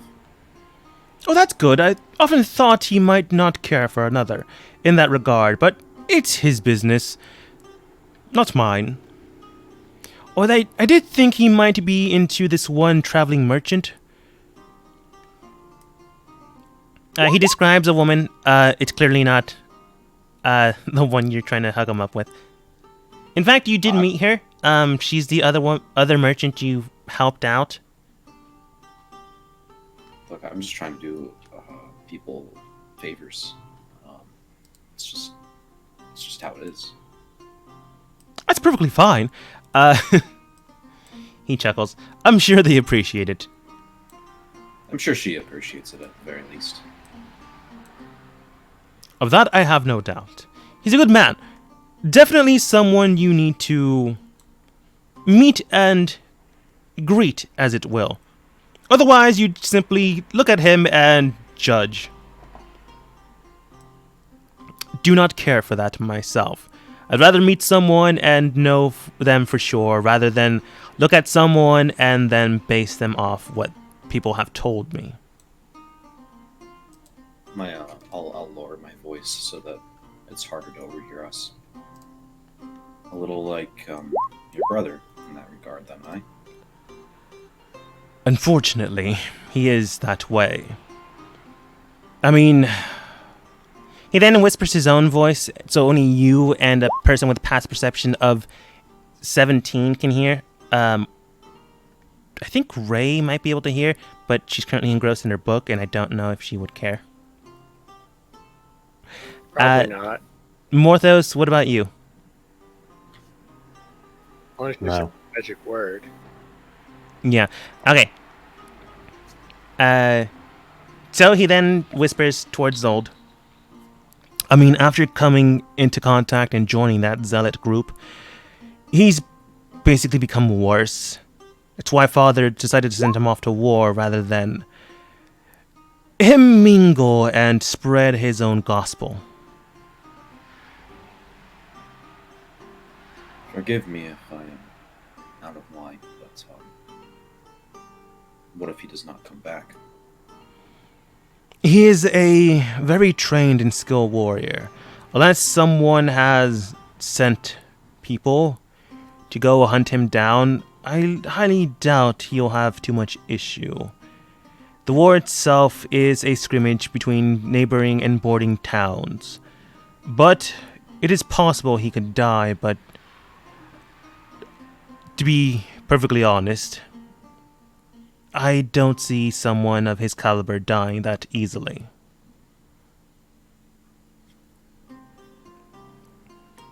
If he wasn't such a bigot, he would be an excellent soldier and brother.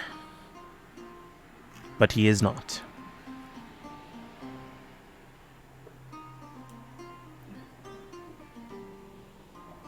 Would you continue to rule in his stead? Is that something that you would want?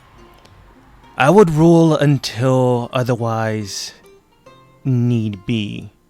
My older brother would return eventually, but if he did not, the second eldest would then hold the throne.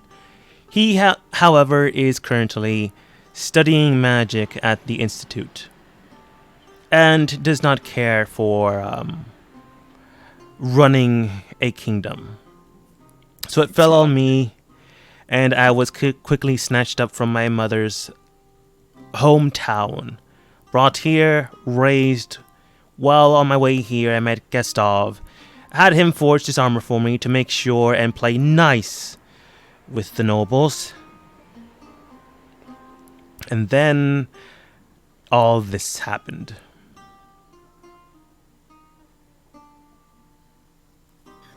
I'm gonna move myself to be closer so that we can speak even quieter. Okay. You hear just some audible gasps from some of the attendees.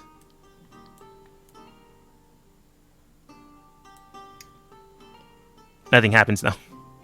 You just Forgive me, made a I political faux pas. I fear I may have done something I'm not supposed to. It's perfectly fine. I really don't care. I mean, they might give you trouble later on, but for now they'll play nice. Of course, how dare I be on good terms with the king? It'd be He terrible. chuckles. I will not mince words. I am not a man of politics, despite some recent endeavors into contract writing. It's not my preferred state.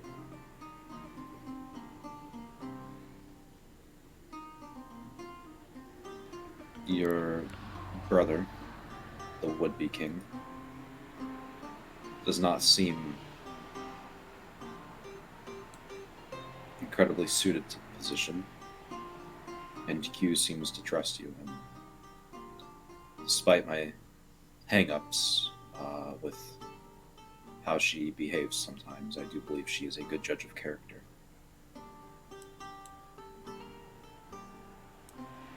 If you need something, understand that I will not act against my allies and my friends, but I would more than happily look into matters that you wish me to. He looks at you, and though you cannot see his face, he is studying you. Without a word, without a phrase, he does hand something over to you. You can tell that it is a crystal embedded with words within the crystal. As you look at it without revealing it to anyone, within your own palm, you can tell that there's writing quite literally inside the crystal. It's written in common, so it can be read, but it's so intricate that unless you actually had a very high passive perception, it could be easily missed as imperfections.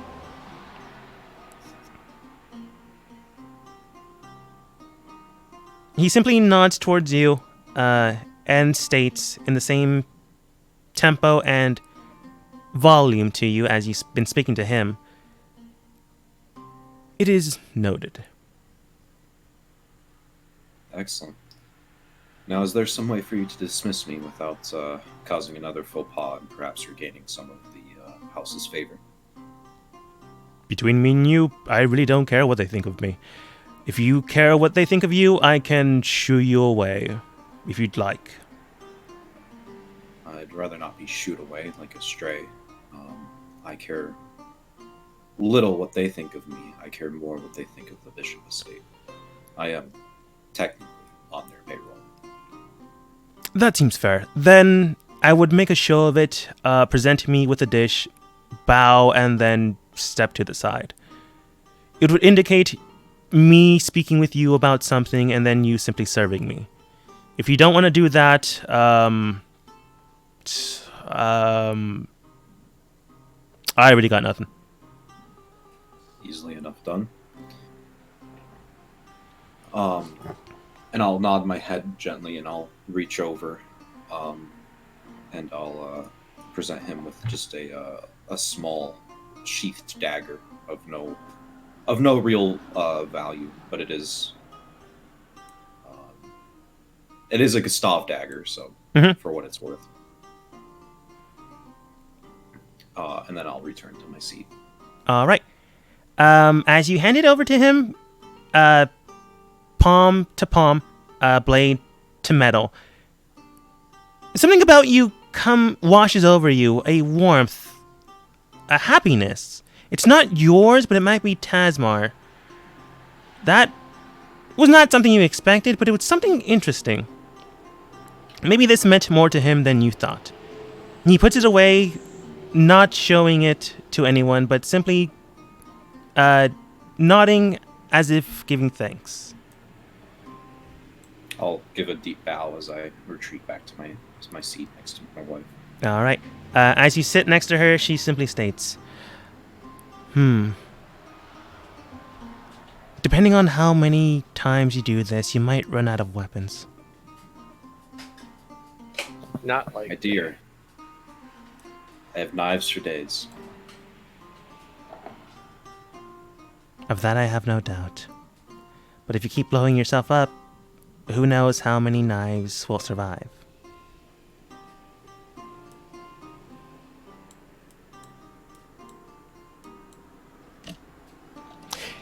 You're not sure if that was a joke. I'll just smile.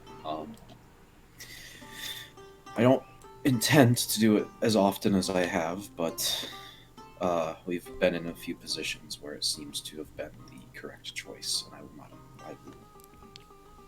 continue to do my best. That is That more than fair. A little bit of self-sacrifice, so be it. I'm a lot of bit hardier than everyone else that we travel with. I will not mince words. I am accustomed to it more than all of you. So long as you only give your blade and not anything else, I am willing to accept. I like girls.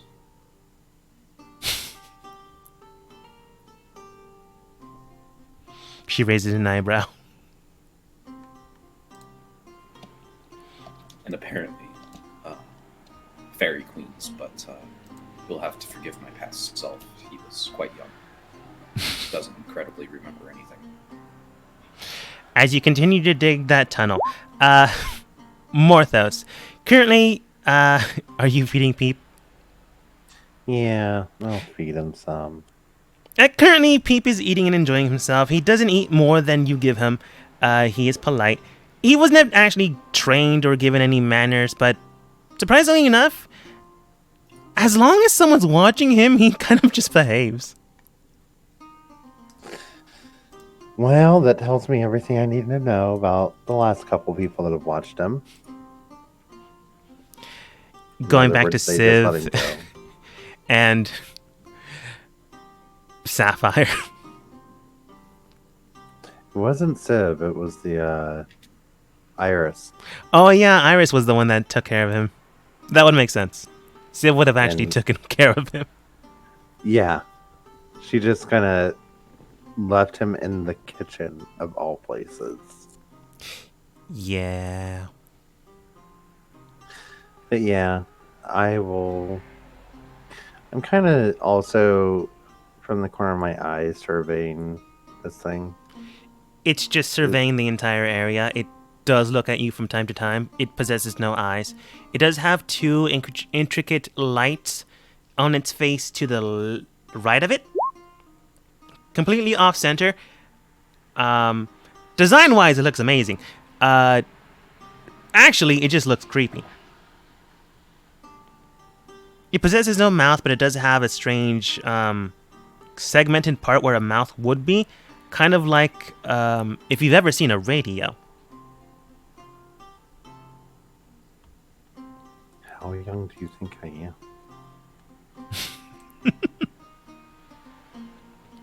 Well, the old talkies. No, wait, that's TV. I'm losing it. Never had it to begin with. As you stare at the strange individual, they just look towards you in turn. They nod, and with a simple gesture, they then state, "Can I help you with something, good sir?"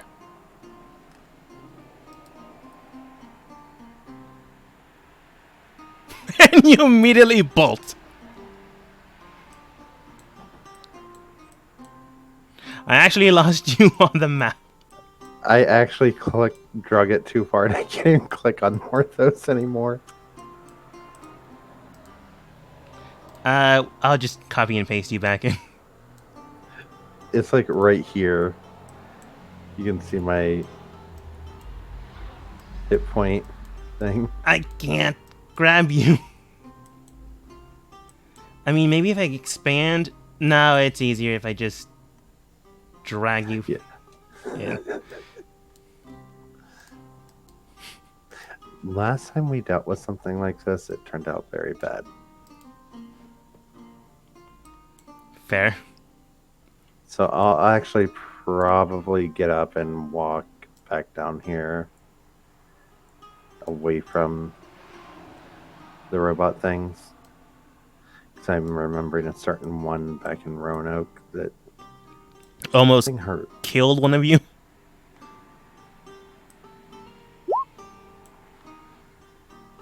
It was also super hard to kill.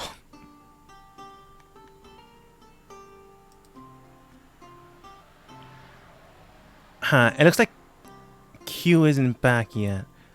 Unfortunately, they were having internet issues. So, So much for getting that better internet. subscribe today. No, I'm just gonna move the day along. As you begin to move the day along, meals, prep time do begin to set. You can still mingle, but a change in scenery does take place.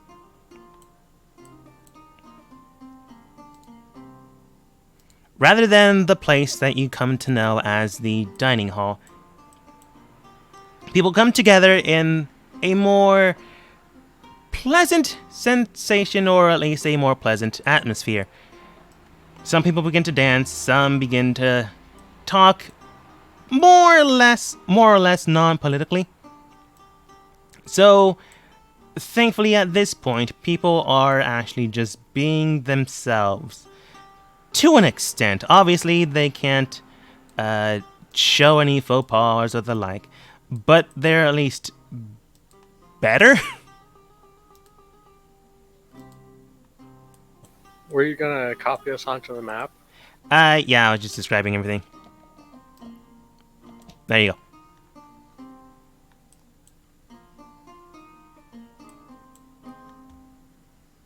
Well, I'm going to dance with my wife. All right, Okay. Kenzel dance. I mean, he's pretty dexterous. I would assume it's something that comes a little bit naturally.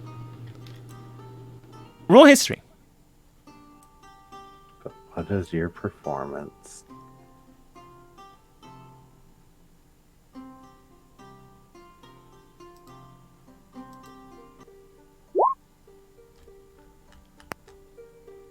Didn't mean to have advantage, so 13.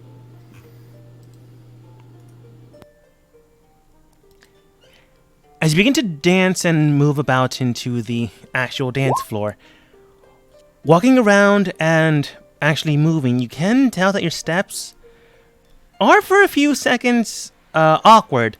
You look around and see people gesturing, moving around, following their own rhythm and patterns. And then after a while, you realize that you've been dancing for the exact same amount of time you've been observing people.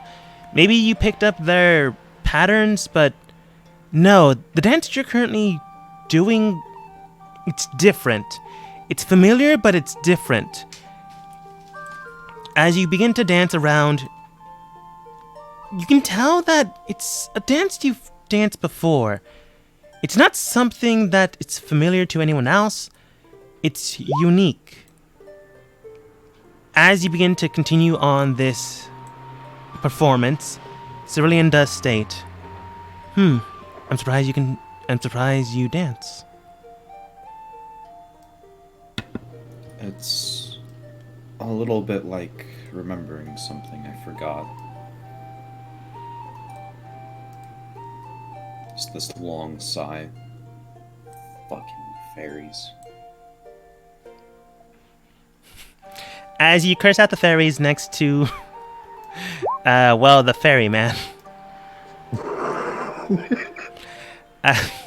You continue on a very lovely dance. This was private. That was between me and my wife. Yeah. Even if it wasn't, I don't think Zold would care. I don't think Astora is really in a position to act against us. So. He super is not anymore, that's for sure. And you know, his folks, they just keep passing out everywhere. And so does that one card. Oh, yeah. I forgot a copy didn't face everyone. Yeah, that guy's just asleep and then wakes up.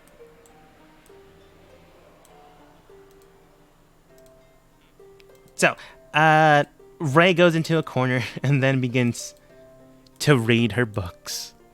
Nerd. Morthos, what are you doing? Well, I'll go up here and ask Ray to keep an eye on Peep.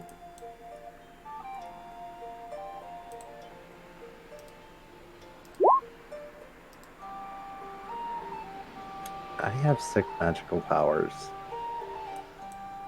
Not from being a nerd. Yeah, even better, because now he doesn't have to be a nerd. Marthos is Right. a fucking Chad. Got like fucking 20 strength. Dude looks like fucking Mr. Universe. Actually, no, I look like a Weebo, but I can lift things like Mr. Universe. So, Sorry, I just remember, all I can think of, like, is whenever Marthos' strength comes up, is the shitty anime, How Heavy Are the Dumbbells That You Lift Senpai? And he looks like just like an average office worker, but like the moment he takes his shirt off, he looks like fucking Mr. Universe. It's the best reoccurring gag in the show. Fair.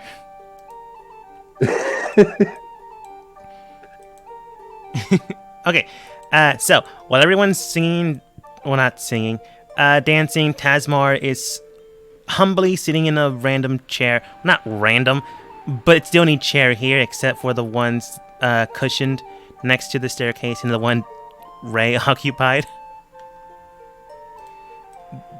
Basically, no one's sitting down unless they have to.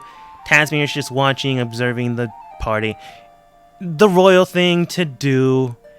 He looks bored. He might sleep eventually. In this while, there is a spotlight between Q and Zen.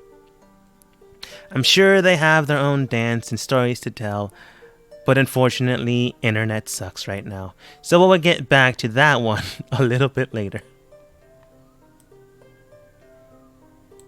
But,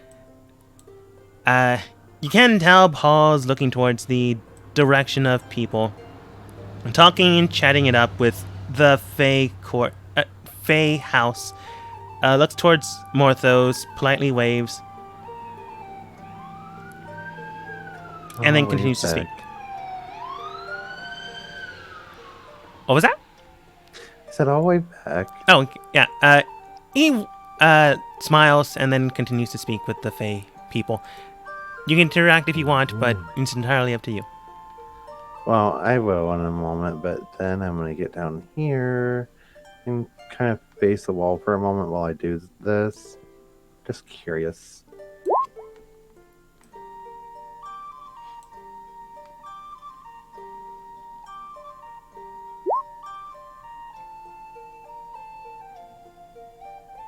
So do that while I'm facing the wall, and then as I turn, I just want to see if it changes for anyone's appearance or anything, if they're hiding anything.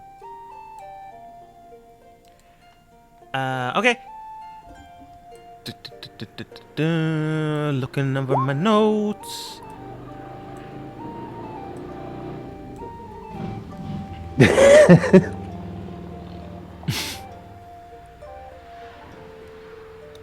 I fucking hate you. Okay.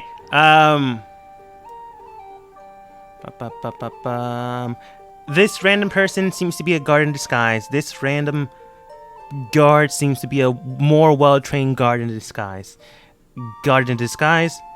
Guard in disguise. Guard in disguise. Jackass. Guard in disguise. Now, are we talking about an actual donkey over here in the corner? No, he's just the asshole that's been harassing Paul. Or at least that's what Paul thinks. Mm-hmm. Hello? Oh, welcome back. There we go. Yeah, so it's just walking around, look at everyone, even these ones up here. Yeah, nothing to note except for there are some people hidden in shadows, currently invisible. Stealth-wise, you can tell that they're guards based on how they're dressed. You don't know why they're invisible and guarding. So what So- happened? Pretty much is after I've come up here and noticed the invisible guards, I'm gonna, as I walk past Q and Zen, explain to them about those guards that are invisible. Okay. Just Uh, and then same for Zold and Mhm. Cerulean. And then I'll move down and get ready to speak with him. Okay. As you're doing that, Q, going back to things, you were at dinner. Dinner went well. Well, as well as you, as well as dinner for you guys is. You mingled, and then people moved down towards the dance hall. People began to dance. Zold learned something about himself that he already learned, and you and Zen have been dancing. Ray's currently reading a book, taking care of Peep. Peep grew 2 sizes that day, and Morthos currently just told you that there are hidden guards in the room. They look like be guards. fair- They definitely don't look like assassins. Gonna tell you out right now. Morthos doesn't To be mislead fair, you. I just made a very good inference. Okay.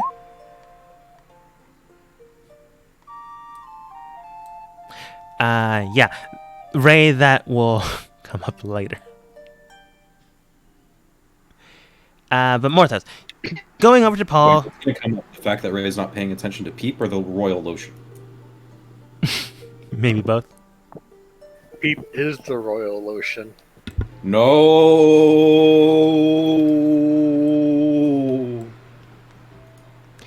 That's the most cursed sentence this entire campaign. It's pretty bad. But I digress. Coming over to Paul, the only guy that... Well, not the Why only do you one. think Morthos has been keeping it. In a bag. Anyways, Paul looks over towards you. Oh, Morthos! Oh, wait, he doesn't know he has Morthos. Whatever name... Zorthos, I think it was? Yeah. Oh, Zorthos, you made it. How are things? Not bad. They might get worse. From what I've been told, my boss is coming down here. Oh. That's concerning. Yeah, he usually doesn't come down to these things unless he's trying to panhandle for money. Oh. One of those situations. I don't think so. He usually informs us. It must have been something he might have found. He was investigating current events in the city, and something seemed odd about him, and he kind of delved deep into that. Current events in the city? Yeah. Well, I don't know if you know about this, he then whispers into your ear. There was something that happened within my own, workstation. Don't spread it around, but there was a robbery there, and he was looking into the robbers and what links might tie them to current events within the city itself. From what I've learned, he's trying to piece things together about who may have visited the site within the last 3 days.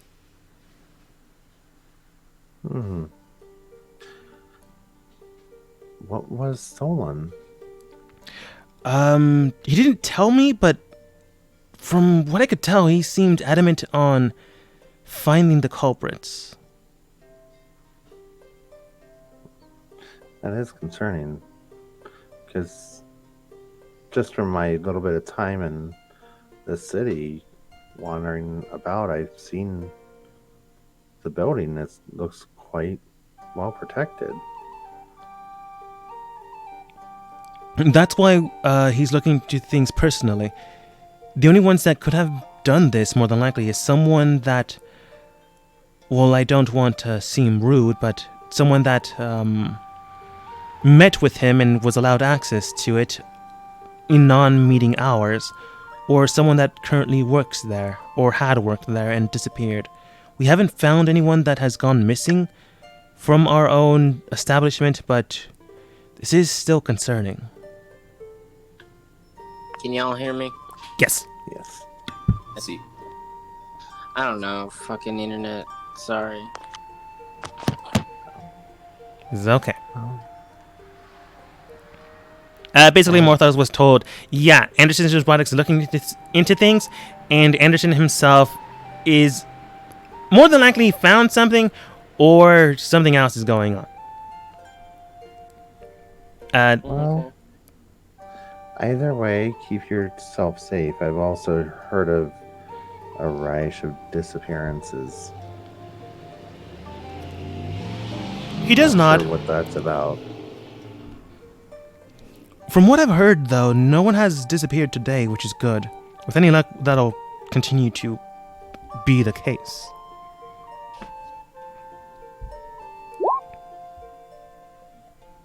Just want to see if he knows. Like, if I can tell if he knows anything about it. From what you can tell, he's being genuine. Like, when you mention keep an eye out of people have gone missing, he gets a look of somberness as if he's sad that people have gone missing and maybe someone's loved one has disappeared. Or maybe he's just that great of an actor. But you sense no malice or no deception about him. But thank you for the warning. By the way, I don't know if this is rude, but I'm going to ask you this anyways. Have you ever gotten a chill behind your back, like, a couple of times? I don't know if it's medical or something, but I keep getting these strange, spine-tingling ice sensations.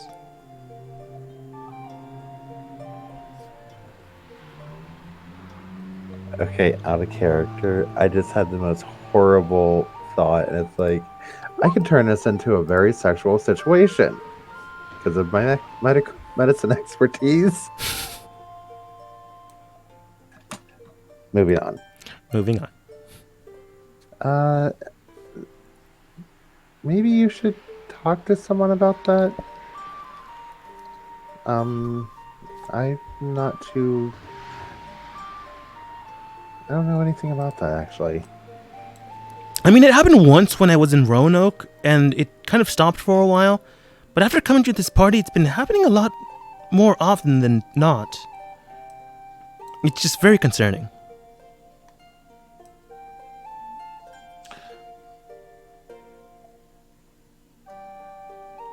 Yeah, I would probably look into it, but you could be just getting death glares, like me and my friends. Yes. We've been getting them quite frequently from, certain people. Certain groups of people. Yeah, certain people. People. Yes, I see. Do take care of yourself. You too. And then I'll proceed back up here to Zold. Zold, the whole situation with Anderson's robotics. Yeah, we're gonna have to get different disguises probably. I was rather partial to mine. I don't know how my wife feels about it, but I felt like I looked a little bit more handsome than usual. I did enjoy the beard. I can grow mine out. I'm leaving.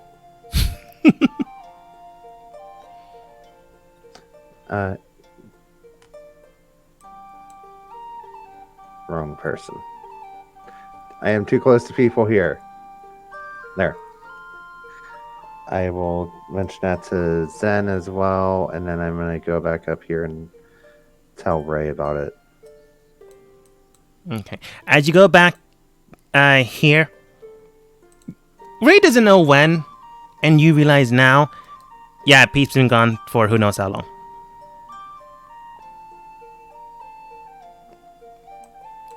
What is the cruelest thing I can do to Ray? Think about that as we move You've over already done it. to Q. Mm-hmm. So, as you entered into the stage, people did the whole spiel about, now may the lady of the party please present their partner for the celebrational dance. Zen extended out her hand.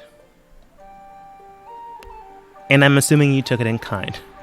Or do you take this opportunity to just look for a new partner? Maybe some newer model. Maybe a high elf. Shut the fuck up.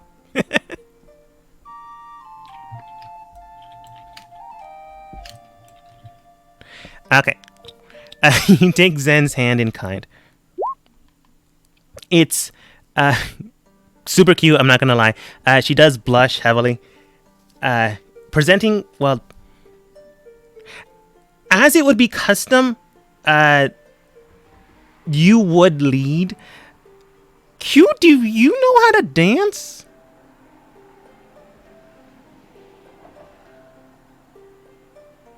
There's something to roll for it?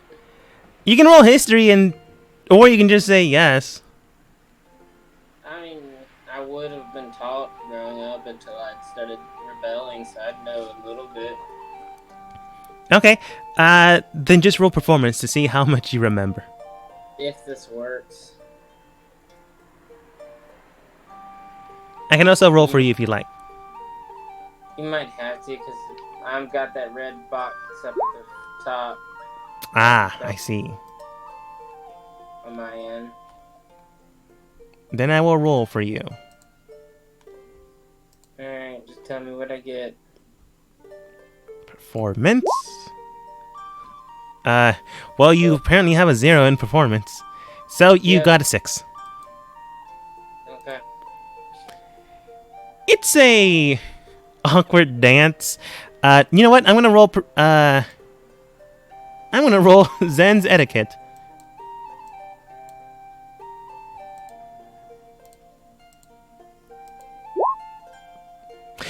It's a good thing she's your partner.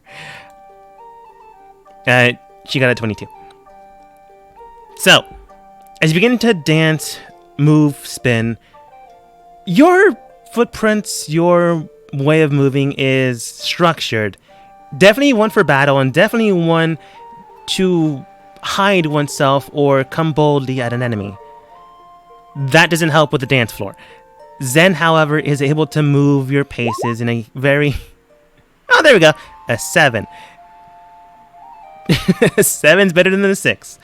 So you're a little bit better. Zen helps you along, keeping your pace and your rhythm, and then changing it up so your steps are better, unique, and in turn more graceful. It's a very beautiful dance, and it's very symbolic. Not of one of clumsiness, not of one of a strange sensation. And definitely not what Ray just posted. Yep, no, that's what we're doing. After like 10 seconds of a strange dance you've seen, you go back to the more graceful one. But people did stare at you for those 10 seconds. It's inviting. The strange intimacy that you've grown for some time is definitely there, definitely growing in kind. After the said celebrational dance continues, Zen does not let go of your hands.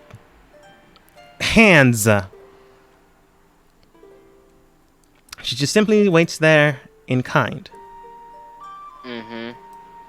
Okay, so say that again. You cut out on my end. Sorry, my internet. Basically, she's just holding onto your hands. until you act. Okay, I'm confused. What's going on?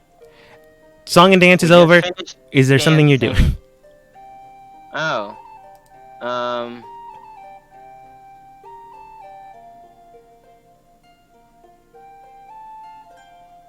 Yeah, I'm gonna kiss her. That's what I thought. The embrace is in kind. People are mortified. The people that don't care for you. Others politely clap. Others gleefully clap.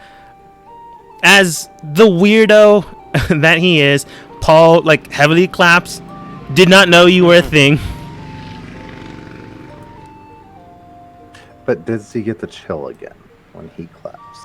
Not this time. Yeah, he does. Okay, this time, yes, he does.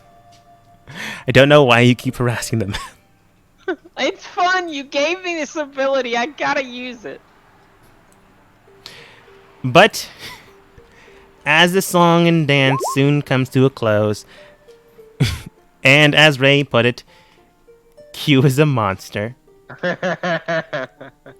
You then hear clapping coming from further than, well, really clapping should be. Looking to the distance and seeing the person that's clapping, you can definitely tell someone has finally entered the scene. Anderson.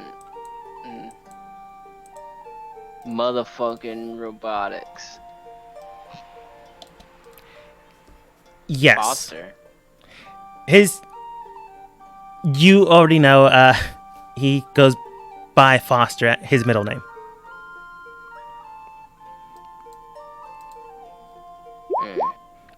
Oh, I probably should have mentioned that before. His full title is Anderson Foster. Last name omitted. Robotics. Sure. Child. Oh, yeah, I forgot you made that joke. Anyways, he begins to clap, looks towards your team's direction and the rest of them. But you can clearly tell he is looking at your team. He looks towards his own representative. Paul, nods and kind of bows. Foster looks towards you, your group, and then states, "I hope I am not, late for events. But I did find something most valuable to your said party. It is rather sudden, but I did manage to find someone that was not expected from here, or to attend." He then gestures towards the door, and a simple human walks in. His visage is different and still the same to Q, and to most nobles begin to bow, both in symbolism as well as quite literally taking a knee. I am surprised he is here as well, but I will present to you the true heir of the kingdom. I am sorry for this, Miss Bishop, but it does seem I had unfortunately crashed your party. And kind of changed the focus. Oh, but don't worry. I am sure I can make it up to you.